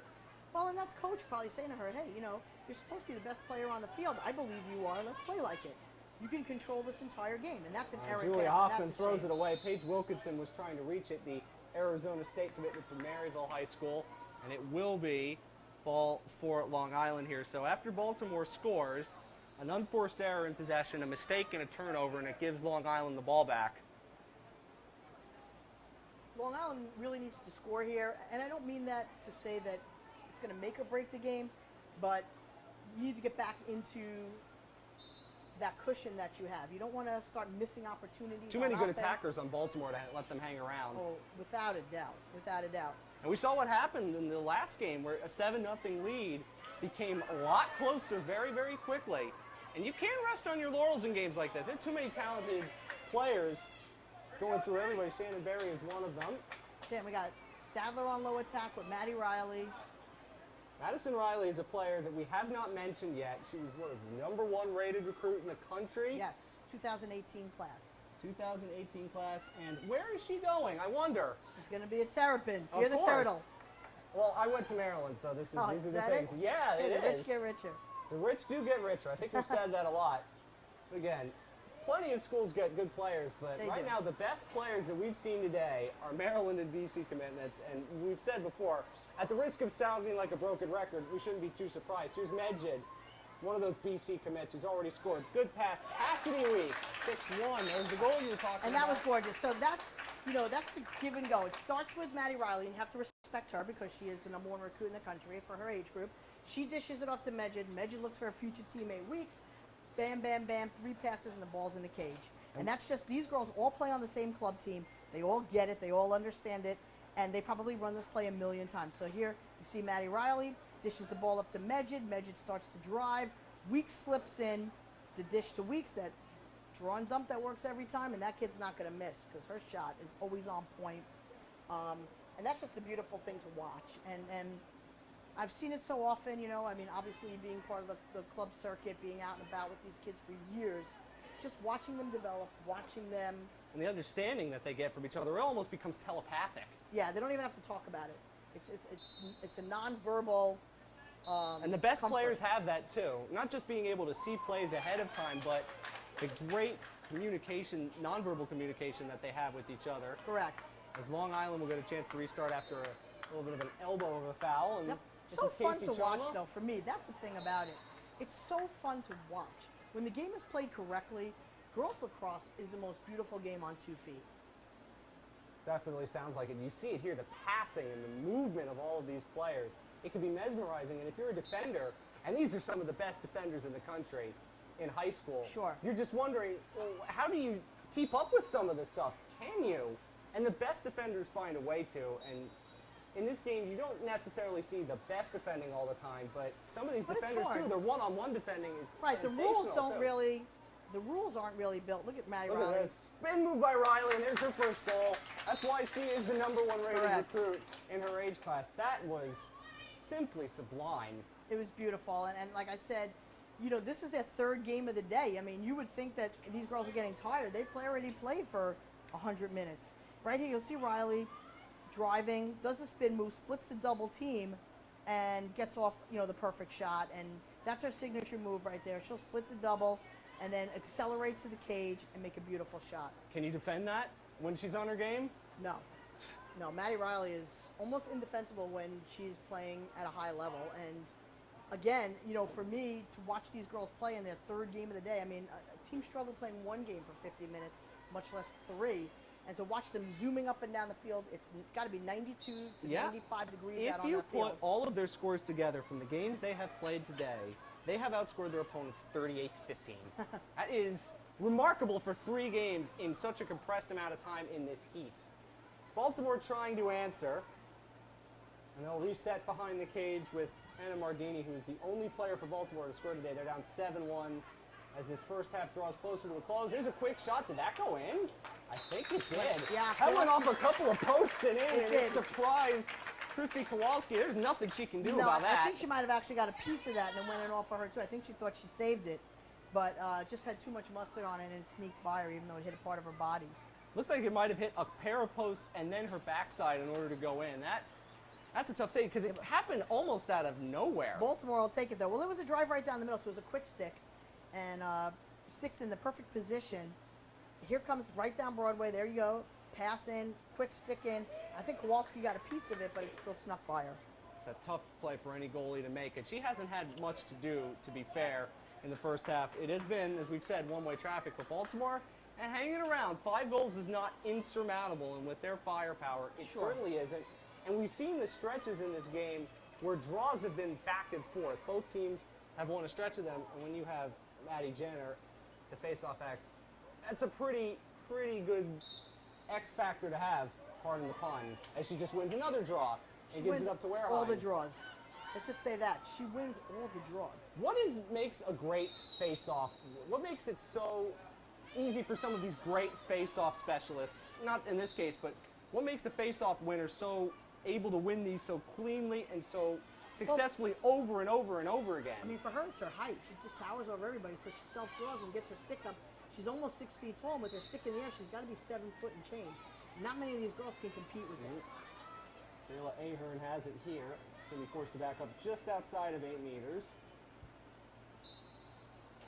Goes for goal, and the bounce shot missed the target. And this will be Haley Ergo, a Penn State commitment from Archbishop Spalding, with a chance to bring it back in. Here is Hoffman. 3 seconds. I think they're going to call that on Meg Scudero. So Hoffman will have a chance on 8 meters to go at Christy Kowalski. That's what she does, and she scores to make it 7-3. Good goal there by Julia Hoffman. Again, another Maryland talented player. She led this tournament in goals, coming in with 16 and assists. They had 7, so add another goal to her tally to have 17 in this whole weekend of games. And 7-3, it's not over yet, despite Long Island's supposed dominance. It's a nice play here because the swarm, Kowalski didn't even get a good look at it. You see her just kind of standing there, not being able to see where the ball's coming out of. So Hoffman does a nice play of getting that shot off, knowing that the goalie has no idea that she's even shooting. How difficult is it for a goaltender when you have this entire swarm of people collapsing in around you to see where the shooter is going? Because she could be anywhere with some of the moves that these players have. Very difficult, and a lot of times they'll take a low shot on that because then she's even got to look down. But on that particular play, Kowalski wasn't seeing anything. It's not her fault. She screened, and you can't do much when goaltenders get screened. It's going to go the way of Baltimore here off the face-off. So the girls from this area are starting to show why they are as talented as they are and why they haven't lost a game in this tournament. And Maddy Jenner will get a chance to restart here. You know, Long Island has to play with that same passion that they brought out in the beginning of the game. They, you know, I hope they're not starting to get tired. They could be. It's always possible. Yep. Heat of the day, it's hotter than it was. And it's hot up here in the booth, too. Jenner will throw it back. There is so much offensive talent for this Baltimore team. It's hard to keep them down for long. This is Mardini tiptoeing around the crease. Hoffman forced to back away. Trying to run away there from Deanna Weisenberger. Top of the 8. Fake shot there from Wareheim. Other side of the 8 meter, and it's turned over, and it's going to be a foul against number 16, Ahern. Hannah Dorney, what a great play. That's Hannah Dorney, a very good play. And Dorney is going Notre to Dame. Notre Dame, yes, Notre Dame well represented in this class of players. Another good program that doesn't get talked about as much as you probably should. Another really one of the better up-and-coming and sustained programs in this sport. Yep, they're going to have to get over, though, that, you know, graduating Casey Pearsall and Courtney Fortunato. Courtney Fortunato, arguably one of the best players in college lacrosse. A prolific scorer, graduated probably breaking all of Jillian Byers' records at Notre Dame. Shannon Berry will reset as Long Island now gets a spell of possession after Baltimore had it for a while. They have a 7-3 lead here, still in the first half. Highlight Division final. Long Island beat Baltimore in the Command Division final just a few minutes ago. We're seeing if they can double up. They were the team that won this final last year, so they, well, Baltimore won it last year, so correct. Long Island will get a chance to steal it back. The Baltimore girls trying to repeat. I think we're going to have a timeout called by Long Island. That's exactly what it's going to be, as they were trying to get their offense settled, and they were having a little trouble doing so. A good timeout that's called. It is a good timeout. They want to set up a play here. There's only 2:20 left. We have only 2:20 left in this first half. It's flown by, hasn't it? Sure has, and you know, what's going to happen right here is Long Island just wants to make sure that they either hold for the last shot. I would assume that that's the play they're going to go to. We will talk about that more when you come back after these words for you.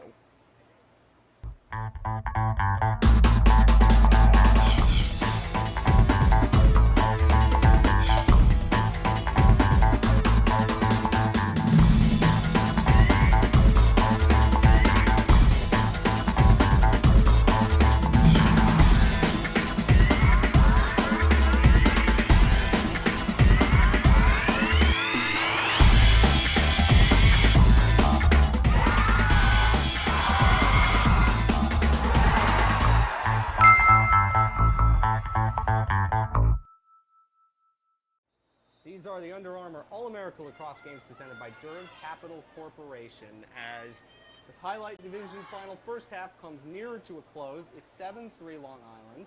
They have possession and they just called a timeout. Haven't scored in a while. Baltimore has been playing a little bit better of late, but Long Island with a chance to eat most of the rest of this clock up and make it a 5-goal lead before halftime. And that would be my assumption. I would imagine. Your assumptions were wrong in the first game. They were, but Knowing my coaching staff over there on the sideline, I'm assuming that they're going to hold it. I could be wrong, but they're going to hold for a quality shot and maybe try to run out. Well, we assume that they all listen to you. It's hard not to. Even up here, I'm even thinking like a coach with some of the things you're saying. So they're going to work it around the cage to start, and now this is Emerson Cabrera trying to set things up as they do move around the horn very quickly, but they are possessing the ball, trying to milk as much clock away as they can. Tana Dorney made a good defensive play earlier to Cabrera. Yeah, they got 2 in the middle, so they're in a 52 setup right here, which means 5 around, 2 in the middle. I can hear the coaches screaming up here. Hard not to. Casey Choma. A couple of Baltimore girls chasing her. That's Hannah Dorney. Yeah. Hannah Dorney Now at the ball. Yep. But she showing good evasiveness to get away from 2 and 3 And that's what Hannah Dorney does. She's one of those kids that you're not going to see her in the stats too much because she does everything that you need a person to do. And that's a throw and a given away. Good interception there by Mary Griffin, the 2B Virginia Tech Hokie. And now Baltimore in transition as the first half winds to a close. Good ball movement again. This is Mardini. Up and under, and makes it 7-4. She's got 2 today. That's a great shot there. The spin move goes lefty high. But that's unfortunate because, Long Island uses their timeout. They want to try to run some clock and then hold on for the last shot, and instead you give Baltimore the momentum. And you'll see here, Mardini gets a nice pass, brings it into if you're looking at the goalie, the left side, switches to her left hand, and then just takes an unbelievable shot. And again, the pinpoint accuracy on this, I can't even begin to tell you how difficult that is to hit that corner, and she makes it look easy. And how do you just practice that by shooting Target constantly? shooting, that's it. How Target many shooting. targets do you have to hit in a day in order to get that accuracy? I can only imagine. Well, but these kids are live, love, lax, and that's a big difference. So, when we talk about what makes these kids special, it's because if they have 20 minutes of free time, they're in their backyard doing something. True. Mardini, a Florida commitment, and they're getting themselves quite an attacker by the looks of it. A couple of goals already. Baltimore Sun Player of the Week this past season, preseason second team All-American. And we say the rich getting richer with Boston College and Maryland, but Florida too had plenty of representation at this tournament. Tough ground ball situation. Who scoops it up? It's Baltimore. And that was Maddy Jenner. However, I think this is going to be Long Island ball.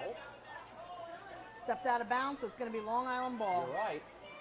It's so tough with the blue lines on the sideline. They're hard to see, but the spaces get compressed too. And that was good work by Long Island with ground ball defense, trying to just compress spaces and force mistakes. It's Cassidy Weeks.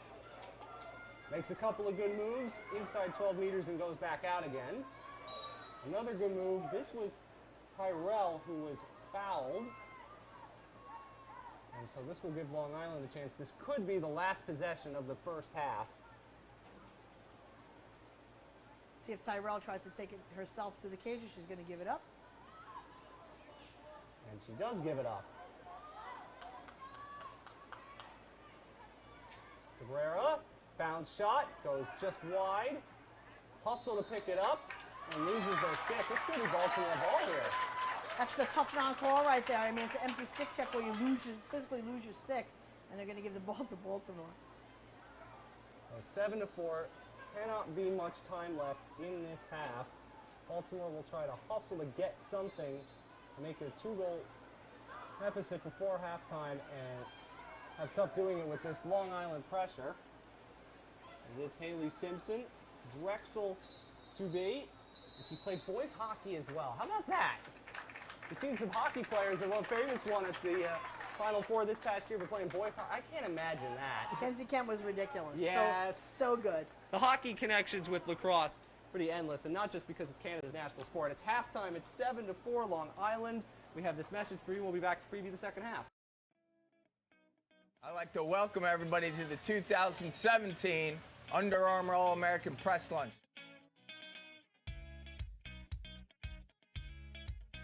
The All-American experience has been great so far. You know, we get surprised like every few hours with something new, and practice is great, the meals are awesome, and the speakers are good too. My reaction while I was on spring break with my team and I got the call from like a random number, wasn't sure if I was going to pick up, and I picked up, and it was pretty exciting news. I was excited right away. I was just antsy to get down here. Coach Bresci and the whole coaching staff really implements a family feel, so it made me feel comfortable when I was there, which is really good. It's been pretty sweet. They hooked us up with some nice gear immediately when we arrived, so it's been awesome. The hotel's been great, and couldn't ask for anything better, so it's been great. So I remember telling my mom, I was like, oh, I really gotta like ask my coaches to like petition for me, and then she was like, no, it's for juniors only, and I just remember getting the call and being so happy I didn't miss it, and it was great. It was awesome. I'm looking forward to playing with some great players. Obviously, you can see like some of the best players in the country are here, and also looking for some highlight plays. That'd be hopefully not on me, but. When I got the phone call, my first reaction was kind of disbelief. I had heard about it and obviously watched on TV, so being actually invited to play in that was something else, and I was very, very excited.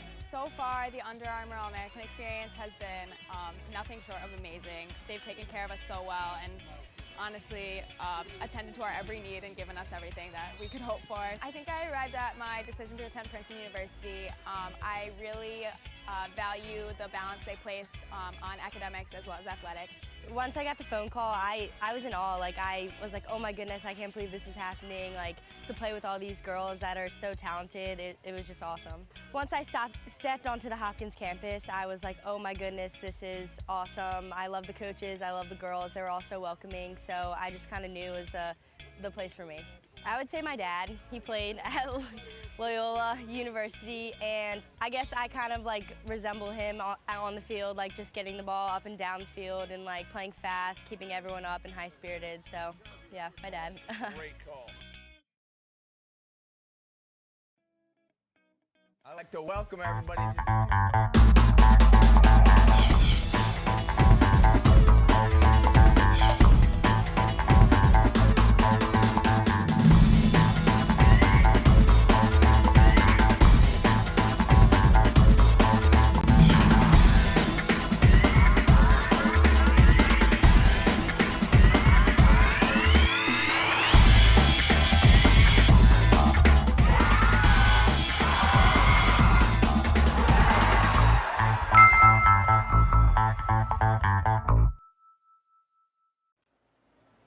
The Under Armour All-America Lacrosse Games brought to you by the Durham Capital Corporation.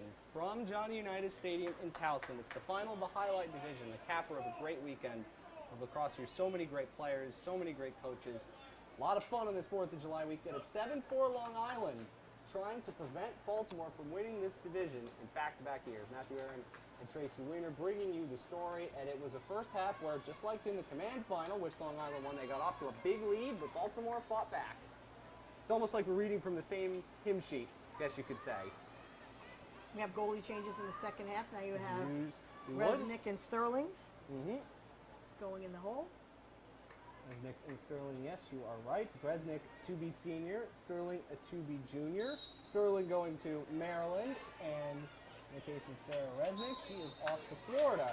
The question would be, as you talked during halftime, could she stop Hannah Mardini, her future teammate?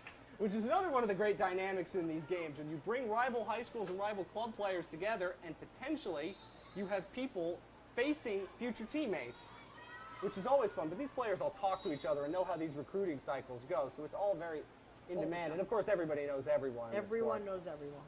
And they'll all take pictures when the game is over, and you'll see, you know, the love fest once the final horn blows. So can Baltimore complete the comeback, and as we say, repeat as division champions and run the table? Jenner, great pass underneath. There's a hat trick for the aforementioned Hannah Mardini. 7-5, so it didn't take long for her to beat her future teammate. No, and you'll see, you know, when you run the backward defense, you also run the risk of you always leave the weak side open. So what happens here is, as the defense starts to shift and they double team, who they leave wide open is Mardini, and that's the one kid you don't want to leave wide open. Jenner gets her the ball, and that's it. It's a slam dunk home. There's absolutely nothing Resnick can do on that. And a hat trick for her. It's 7-5. So suddenly, things are coming quick and fast for Baltimore. Resnick, of course, coming into the day, had the second most saves in this tournament, so she is a very talented goalkeeper, but there's not much that she could do there. No, not on a one-on nobody. I mean, as a goalie, all you can do is guess and hope that the attacker makes a mistake, but, you know, Mardini's not going to make a mistake like that. Too many good attackers in this tournament to make mistakes, and the older the age goes, you're going to see fewer and fewer mistakes. This is, again, in the command division, there's tons of talented players. They're a bit raw and a bit rough around the edges. Here, you can see a little bit more refinement, and that refinement leads to stuff like that. Yeah, they're definitely not going to make the mistakes when they're that close to the cage, and especially with the game on the line like this. I mean, it's one thing if, you know, you're up by 10, 12 goals, you're trying something new, whatever, but not when you need a goal here and a goal there just to keep the team in this game. You also see Jenner starting to dominate in the draw circle. She's starting to exert her influence, and there she does it again. Ground ball, Baltimore has it. All she's doing right now, like I said, is she's drawing to green space and letting her girls on the circle out hustle, because they know where the ball is going. You know, when you're on the other team, obviously you can only guess where you think the ball is going to end up, but her teammates know that she can push it, and they're just sprinting right to those spots. Catherine Flaherty trying to stop Hannah Mardini and forces her to flip it cross field. Dart into the 12, couple of good moves. Player loses the ball and she's down in a heap. No foul was called. No, got a foot caught in the turf and just kind of went down. So I'm hoping it's an ankle and not a knee. Sometimes those non-contacts, as you know, you know, but she, you know, I'm hoping that it's just an ankle that got caught and she kind of rolled it while she was going to the turf. What happens? You never want to see injuries like this in games in these situations. But before, we'll come back after this. Corrigan Sports Enterprises is a full-service sports marketing and event management company. Every detail from marketing, public relations, logistics, and cleanup, Corrigan Sports Enterprises handles events from conception to fruition. The premier lacrosse and field hockey recruiting tournaments and high-profile running events. Corrigan Sports Enterprises. If you can dream it, we'll make it happen. For over 30 years, Cascade has been the most trusted helmet in lacrosse. Introducing the Cascade S. The pinnacle of protection, comfort, and vision. Cascade, passion to protect. The unfortunate part of these games is injuries are an unfortunate aspect of games like this, and that would be Julia Hoffman, who is so talented, led this division in goals and assists, and she's hopping off on one knee. It's good to see her getting up after going down like that. Maybe it was her ankle got caught in the turf, but she wouldn't be able to put any weight on that knee, so hopefully she's able to get better soon. But Baltimore, that takes some of the wind out of their sails after 7-5, so much possession. They're playing a lot better than one of your best players gets hurt, sadly. I thought it was an ankle, though. I mean, that's what it looked like. I mean, she didn't seem to be, you know, writhing in any type of pain like that. Thank goodness. So it is alternating possession, and it's going to be Long Island ball, as if it's already tough enough to watch a player get injured. Then you lose the ball when it looked like you had a chance to score, and Long Island now with a chance to take some of the wind out of Baltimore's sails.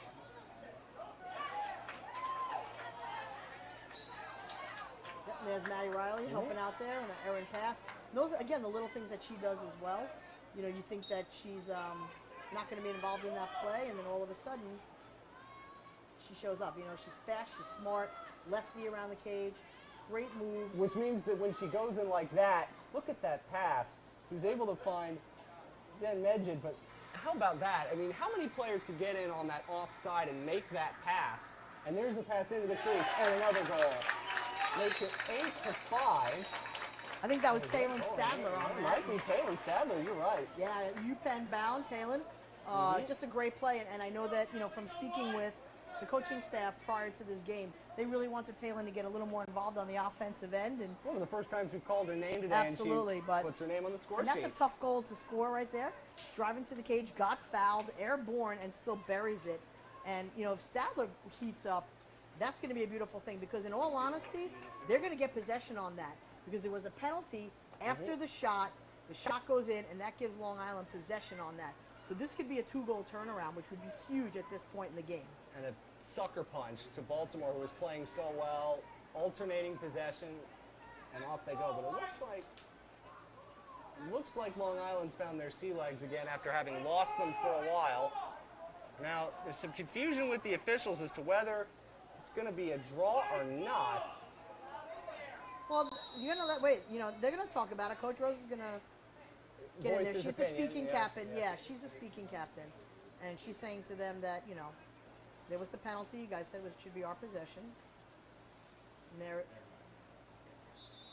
it goes. Probably the correct call. It is the correct call, 100%. If you foul somebody after the play is over and the ball goes in, you get possession. And off goes Long Island again, now up 8-5 with an errant pass. Couple of Long Island players hustling over to pick up the ground ball. They're still having issues with it. Finally scooped up by Scanoni, yes. Now it's Cassidy Weeks. Those two sisters are going to be pretty lethal as a combination of Boston College. Right, with Medjid. Could you imagine? Oh, yeah. Speaking of Madison Riley, somebody else is lethal. That's her second of the game, and it's now 9-5 in that 2-goal turnaround you talked about right there. Yeah, they make me look smart when they do stuff like that, don't they? They're all thinking of you, even though you're up here and they're down there. Definitely not. But Maddy Riley on that play, hands are free, comes across the cage, and the goalie looks like she's getting frustrated. You can't do that to start this half. It's a long, long way to go. Emily Sterling. And that's not a chance to make many correct. saves, but look at all the attackers that are coming your way. But Riley catches it in the middle of the 8. Hands are free, comes across the body, left to right, upper corner, and that's just an unsavable shot. Best goalies in the world are not going to save that shot. No, that is correct.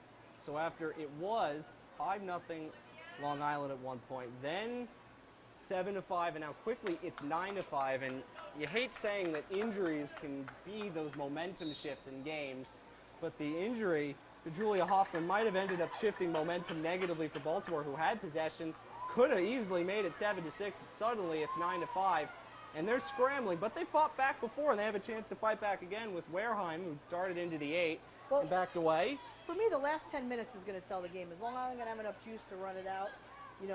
Because of their energy, yes. Correct. This being their third game in a tight spot where Baltimore still has some fresh legs. Wareheim went wide, the shot missed. Crowd is shouting for offsides. Parents are vocal as always.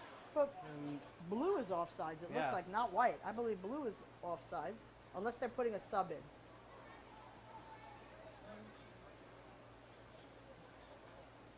Yeah, blue has a sub in the sub box, so it looks like they're not offsides.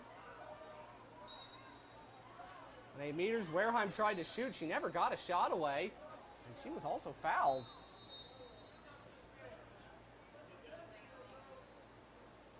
We're going to have a coach and officials chat, as well, just out of your picture.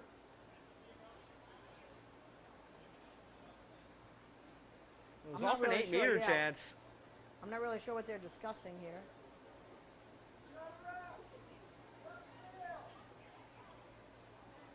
I'm trying to count to see if Long Island has too many players. I don't know what they're talking about. Trying to figure out as well as now the officials are getting together and trying to sort out what's going on. It came off an 8-meter chance and the shot went wide. They blew the whistle. It didn't look like it was a foul. No. I mean, everybody at 7v7 in the attack line. Just looks like Baltimore needs to throw another kid out there, I guess. I don't know.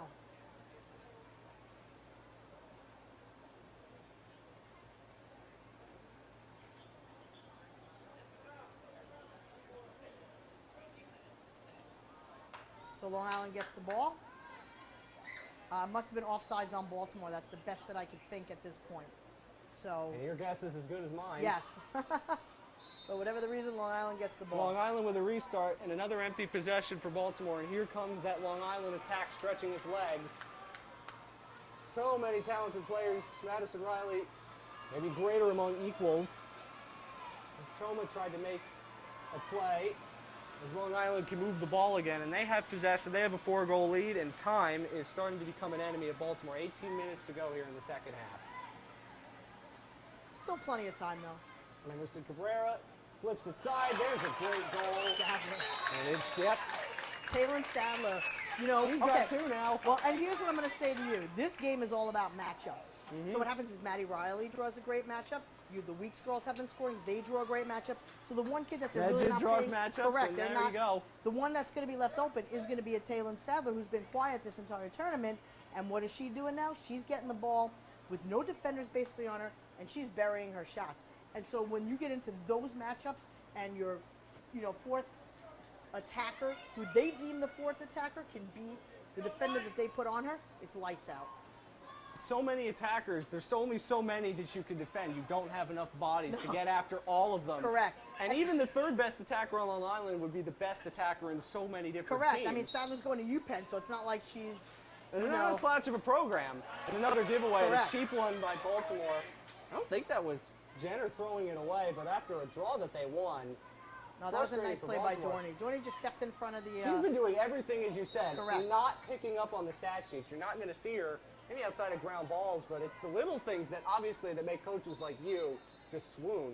Correct, and I mean, Maddy Riley, Maddie Sanchez, that whole group went early. Dorney was actually the last of those blue chip kids to commit, because she really went around and took her time and looked, and I thought that she was ridiculously talented, and Notre Dame's just getting a gem in this kid. Sadler on a hat trick, turned it over. That's good defending by Baltimore there. Yeah, it's a tough pass into a tight space, and Taylor needs to protect the ball a little better than that. Chance for Baltimore here to run on a fast break. That was Julia Dorsey, a UNC commitment. Now throwing it up as Baltimore down 10-5. It was 7-5, and they've started to lose their way a bit, but 5 goals, not insurmountable as they proved earlier. Then we have Meg Scatero gets called for 3 seconds. She was just sneaking in there in the pie slice instead of guarding someone. Back up to Antonopoulos, another Maryland commitment. And they're back into the backer defense. And you see Scatero runs the backer. You'll see her slide. She's the defender that follows the ball. 11. And that's a perfect example that we just saw. So high pressure. You goes to the backside of the goal, though. That's the way you beat said defense. That might have been Kennedy Lynch on that. I'm not really sure. Yeah, it looks like number 5. And if it is number 5, it's Kennedy Lynch, who is another Maryland commitment. Surprise. And it makes it 10-6. That was such a nice play because I thought it was going to the first cutter, and instead they went over the top and hit Lynch. And that makes the difference right there because there's 2 attackers in the vicinity. One was tightly guarded. I'm like, oh my God, they're going to force it in. And then it goes to the backside player in Lynch. And didn't you say it's the weak side defending that is the problem with the backer defense? Always. You have to leave somebody open. There's always a space. No defense can guard everybody cleanly. Well, not when the backer is following the ball. So she's just sliding across the top of the 8-meter, following the ball in case the high pressure gets beat. She's the next defender. So in that regard, somebody has to be left open, and it's always the weak side pipe. It's 10-6, so Baltimore gets a goal back, one that they needed, trying to keep themselves a little bit closer. About 14 and a half minutes to go in the second half. Baltimore, this highlight division, won last year, has a chance to do it again, and like the Long Island girls in command, sweep the tournament and go 6-0. Long Island, they lost their opening game to New England and won 5 cents. Yeah, it was hard to watch. It was just, I felt like they were all still on the plane. They just looked like they were playing in mud in that game, and then all of a sudden they just came out of it and didn't lose again. But they are playing a team that ran through and is undefeated. Megan Tyrell has it, and they haven't shown any signs of being tired. But again, the games that they played, it was 16-7 and 15-7, so they were pretty comfortable. As Tyrell tried to dart in. Obstruction of shooting space. So she'll have a chance on 8 meters to go right at Emily Sterling. Which she does, and puts it away. Second goal for Megan Tyrell. That's a tough shot. I'm standing, I can't even believe that went in. You look at it, and she went stick side high on the goalie, but she just went right in the little triangle of that upper left-hand corner and snuck it in there. Again, that's a shot that she's probably practiced 5,000 times in her young life. And, you know, you look at it, and the pace she gets on that shot is unbelievable. And again, it's coming on that offhand, going to the upper 90, as you'd say in soccer. And that's a tough shot, and that's a tough placement. Again, as a goalie can get big and often find a way to just get something in front of that. Sure. The pace on that, though, is what, surprised me. And again, as a goalie, when a player is shooting, you're going on percentages. What's the higher percentage shot that she's going to take? I see where my defense is swarming. Where do I think the ball is going to go? And sometimes they just don't guess correctly. And it's all part of the game. Sometimes they make a save they're not supposed to, and then sometimes the ball sneaks by them. There's a great draw won by Maddy Jenner, who, despite the fact that her team's down 5, she's shown endless amounts of talent that'll make Duke fans salivate. There's Kennedy Lynch, who just scored. And Maddy Jenner again, trying to do it all herself. Gets fouled while she does so. She's frustrated, but at that point, if you're a defender and you know the foul's an option, why do you not take it at a player like that? Well, you have to, and then you know that you can still get in there and swarm, and that's why I don't like the 8-meter rule. But in college next year, they're going to get rid of the 2 down low defenders so that you can't come up. Jenner, great save. Oh, my goodness. Sarah Resnick kicked it out. Back it comes. Lynch, great goal. On the second opportunity, that's another tough shot. And Lynch with a couple of quick goals to make it 11-7. So Resnick makes the first save, but the rebound in the second opportunity is what gets them. Definitely. You can't give up those second opportunities. Lynch is just having a great second half. You'll see here the save is just really amazing. But Long Island's got to come up with that 50-50 ground ball. They do not. The ball gets right back in, and they don't waste any time. And there's Lynch with that unbelievable shot. And they were looking for a dangerous follow-through on that, but they're not going to get that ball, nor should they. So it's 11-7, and Baltimore, again, they're hanging around. They're punching and counter-punching back. Quickly, Kennedy Lynch, another Maryland commitment.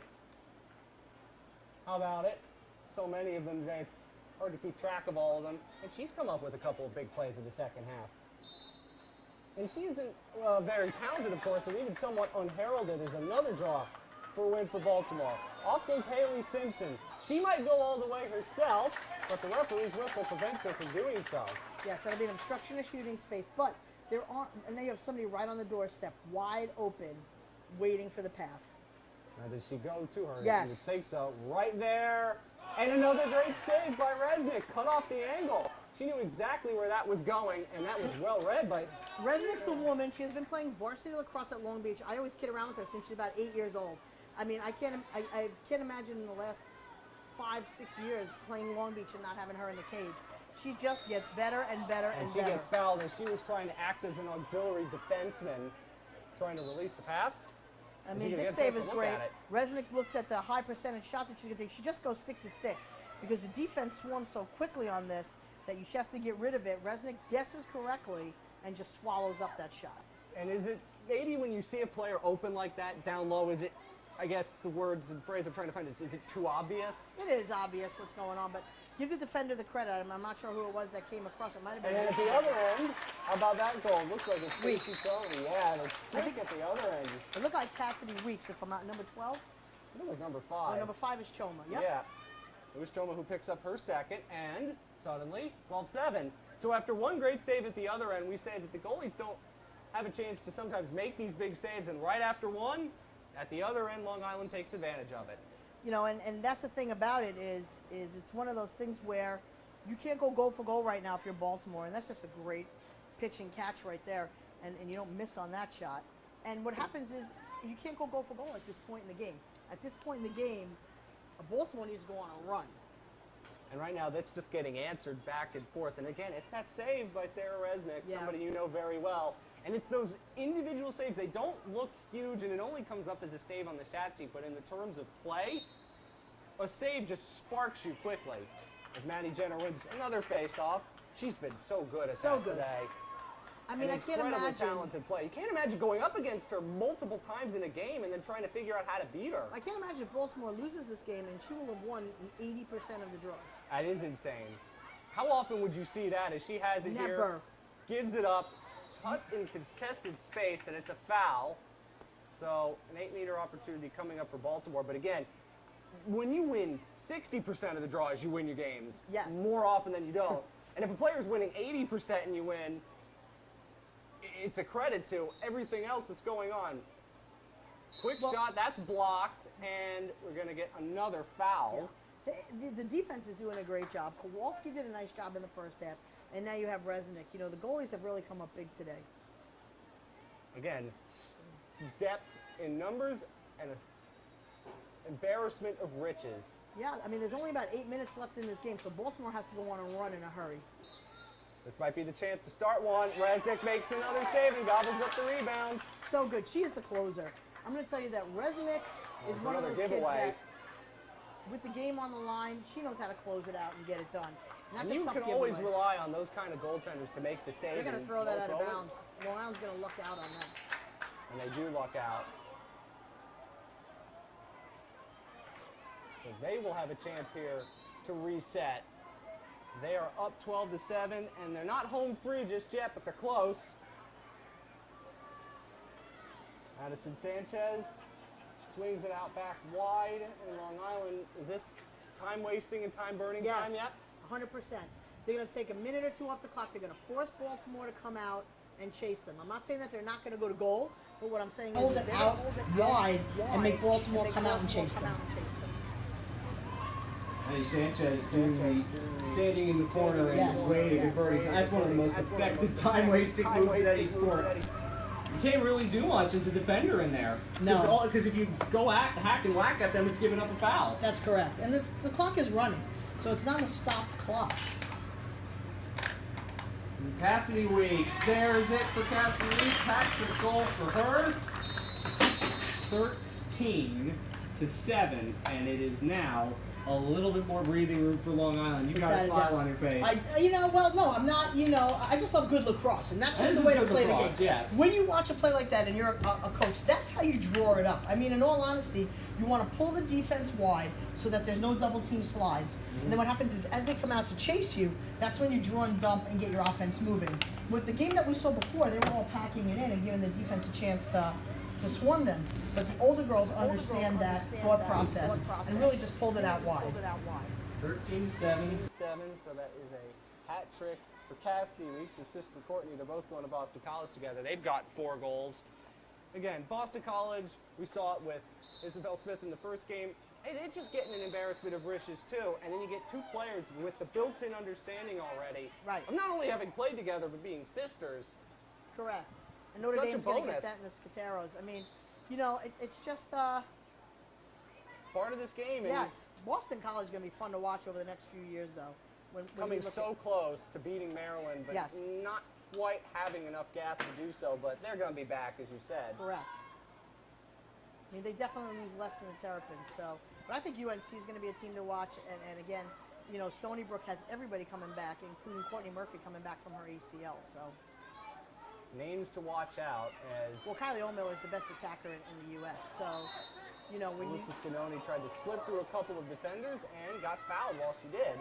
She did. She got lucky on that. They swarmed her well. So restarted here. Lost it and picked it back up again and keeps the attack moving. Redorny behind the net. Thrown back in front, and it's Courtney Weeks this time with her second. And it's now 14-7. Long Island doubling up Baltimore. But they've allowed only 7 goals in the first 2 games. They scored 16 and 15. They're right back on pace again. I have to tell you how, and not because I'm a Long Islander, but how I'm impressed with this team.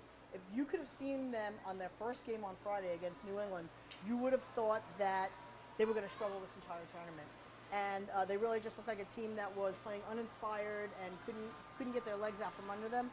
And after that game, Long Island's gone on a tear. But obviously Baltimore is the team that everybody knew had the X on their back that they had to beat. I didn't know if Long Island was going to have enough left after playing the 2 full games this morning in the heat. They more than did. And they have really been impressive in this game. They have almost played a perfect game. Not much time left, and it's almost assuredly now Long Island's. They're going to take both girls' division championships back home. I don't know the last time that happened. That's right. Well, does that make us then the hotbed for this year? The for hotbed this year, for 2017? Possibly. if that's a discussion that we can have. We can have that discussion. I'm very open to having that discussion. We know what you think one way. I don't have an opinion either way. I just went to Maryland and parachuted in on the lacrosse scene. Gotcha. So, I mean... It's just fun competition. Look, you know, Madison Sanchez threw it wide. That's going to be a turnover, you know, so that's a play that, you know, the coaches aren't going to be happy about. I mean, and Maddy Sanchez, you know, they're letting them go to goal, but obviously, you know, you want to keep possession, even though there's only about 3 minutes left. But they have played another future Terp. Yes, they have played each other, the club circuit the entire time, Under Armour championships the entire time. They all know each other so well. So, you know, next weekend at club national championships, it could easily be a different story when these guys play each other on the club circuit. You know, club pride is something it's that's hard to... Right.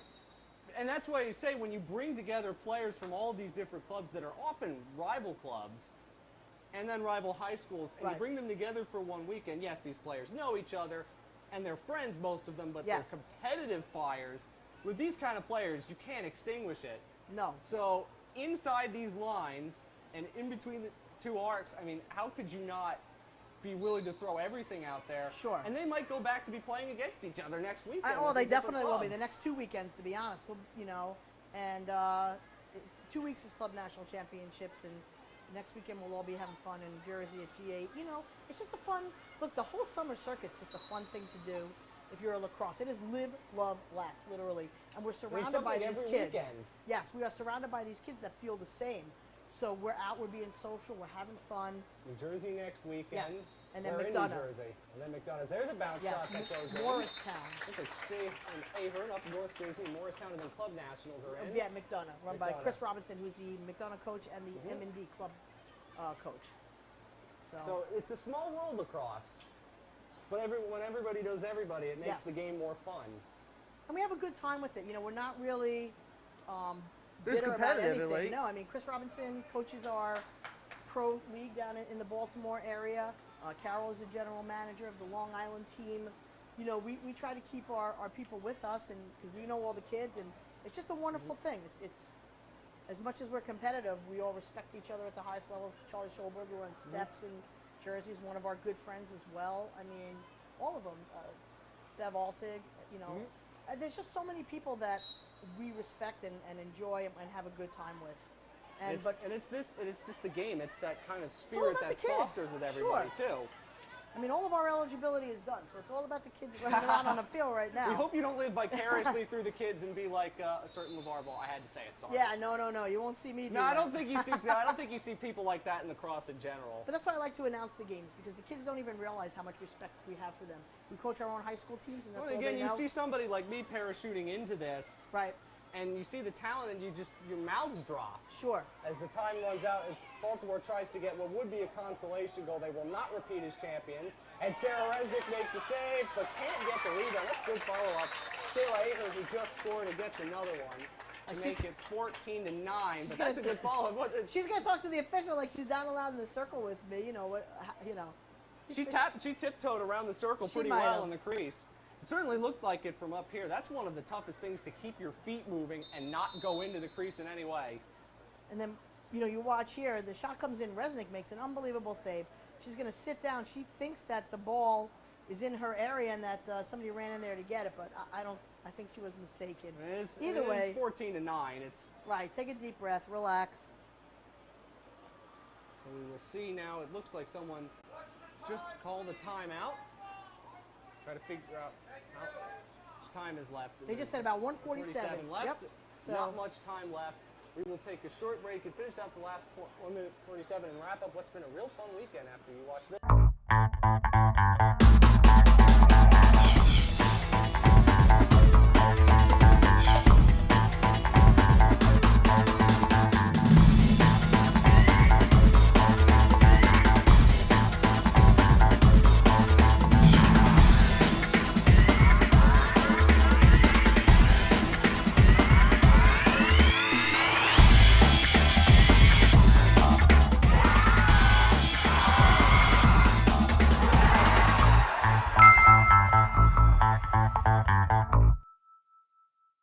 Last 1 minute 47 at Johnny Unitas Stadium. It's getting later in the afternoon, but it's July 2nd, so the sun's still out. It's still hot, and right now, Long Island lacrosse, hot and hotter than ever. And the queens of the Command Division and the Highlight Division. So bragging rights, at least for a little bit. Absolutely. And I mean, they can take their time. My flight's not till 10 p.m. So.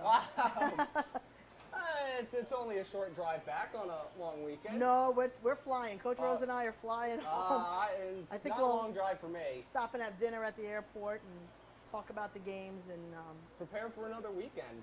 Yes, next weekend will be a fun weekend, and I just enjoy the whole, like I said, the whole atmosphere of it.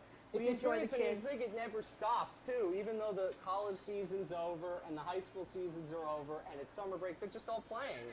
And it does never stop. I think the only thing that could stop people is Christmas and snow. Pretty much. Ooh, and that's a nasty collision right there. And that's not what you want to see at the end of this game, right off a draw. Hopefully both players are okay. Can't quite tell who they are at this point.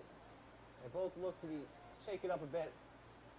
That looks like, I want to say it's Choma, but I'm not sure. No, it's not. It could be Maddy Riley. It looks like it was Maddy Riley, and she got up and hopped right back to her feet, but there's a Baltimore player who is down, so we'll take a break to our breaths and be back in just a minute. Corrigan Sports Enterprises is a full-service sports marketing and event management company. Every detail from marketing, public relations, logistics, and cleanup, Corrigan Sports Enterprises handles events from conception to fruition. The premier lacrosse and field hockey recruiting tournaments and high-profile running events. Corrigan Sports Enterprises. If you can dream it, we'll make it happen. Looked like that was Haley Ergo, a Penn State commitment, who the wind knocked out of her as she gets off the sideline. Thankfully under her own power. We already saw one injury with Julia Hoffman earlier today, which was well. And even though this game, the result's not in doubt. Long Island's going to win. But you don't want to see things like that, especially off of a draw. No, never. You know, that's, I mean, but it just shows you how hard the girls hustle. Look, there's so many aspects to this weekend that are so wonderful. Culminates with the championship game, but let's not forget about the other divisions. Let's not forget about the uncommitted game, which I think is such a great idea by Under Armour.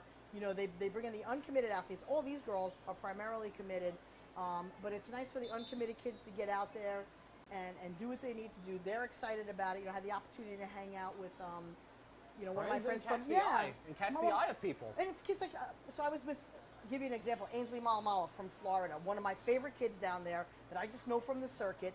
Watching her play, was able to play in this uncommitted game, show her stuff, and you know that she's going to get picked up some way somehow by, you know, one of these colleges. But without this opportunity, who knows? You know, and because these college coaches are following their own players, they are watching them. But they know at that uncommitted game that all of those kids are up for grabs, and the sideline was packed with college coaches. And that's just a great job by Under Armour, getting everybody noticed. Baltimore has it here, and it's especially prudent. You got to fill out your rosters, and college coaches, they know, and we're more connected than ever because of the internet and social media. You can see things for players that you could never see. Right, well, that's what I'm saying. Like, I know this kid now from Florida. You know, how would I know a kid from Florida? I live on Long Island. You know, it's just fortunate that we all cross paths. Go to Florida from Long Island all the time, but no, I don't for different reasons. There, I know. You know, different reasons why people go to Florida. 8-meter chance here for Baltimore to cut this deficit down a little bit. And another save by Sarah Resnick. This Sarah Resnick is so good. Sarah Resnick How calm did she look when she was making that save? And she's a peanut. You know, you look at her, I'm going to say she's maybe 5'4", tops, if that. I mean, and so you look at her and you think, all right, well, we can score on this kid, and you really can't. She's really that good. And she, like I said, she's been playing varsity since 7th grade for her high school. And, you know, I'm ready for her to graduate, you know, because we play them.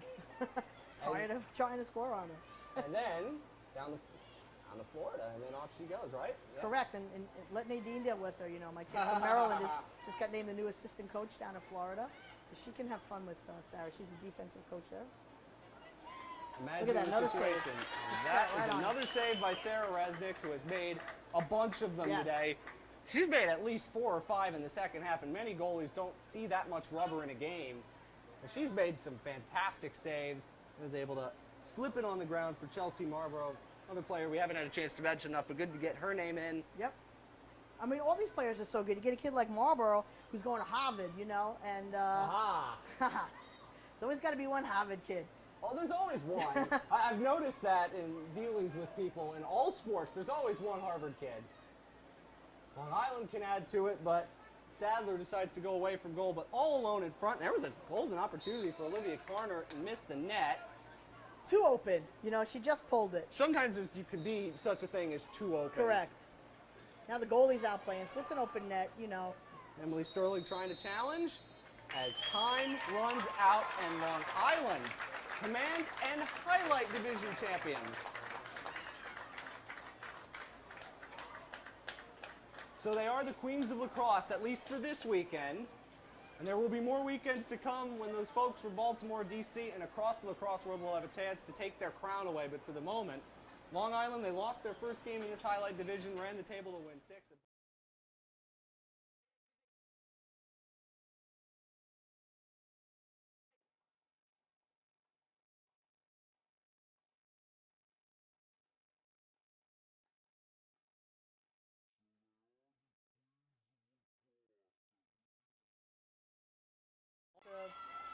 They honestly, it's fun to watch them play. They make everybody else better. They make us work harder, and nothing but respect for the Baltimore group, but congrats to Long Island. It's been a fun weekend. It's the Under Armour All-America Lacrosse Games brought to you by Durham Capital Corporation. For Tracy Wiener and everybody else down here at Towson who's been putting on this show for you all weekend, I'm Matthew Aaron. Have a great 4th of July. Enjoy the holiday, and we'll see you soon. There's more lacrosse to come.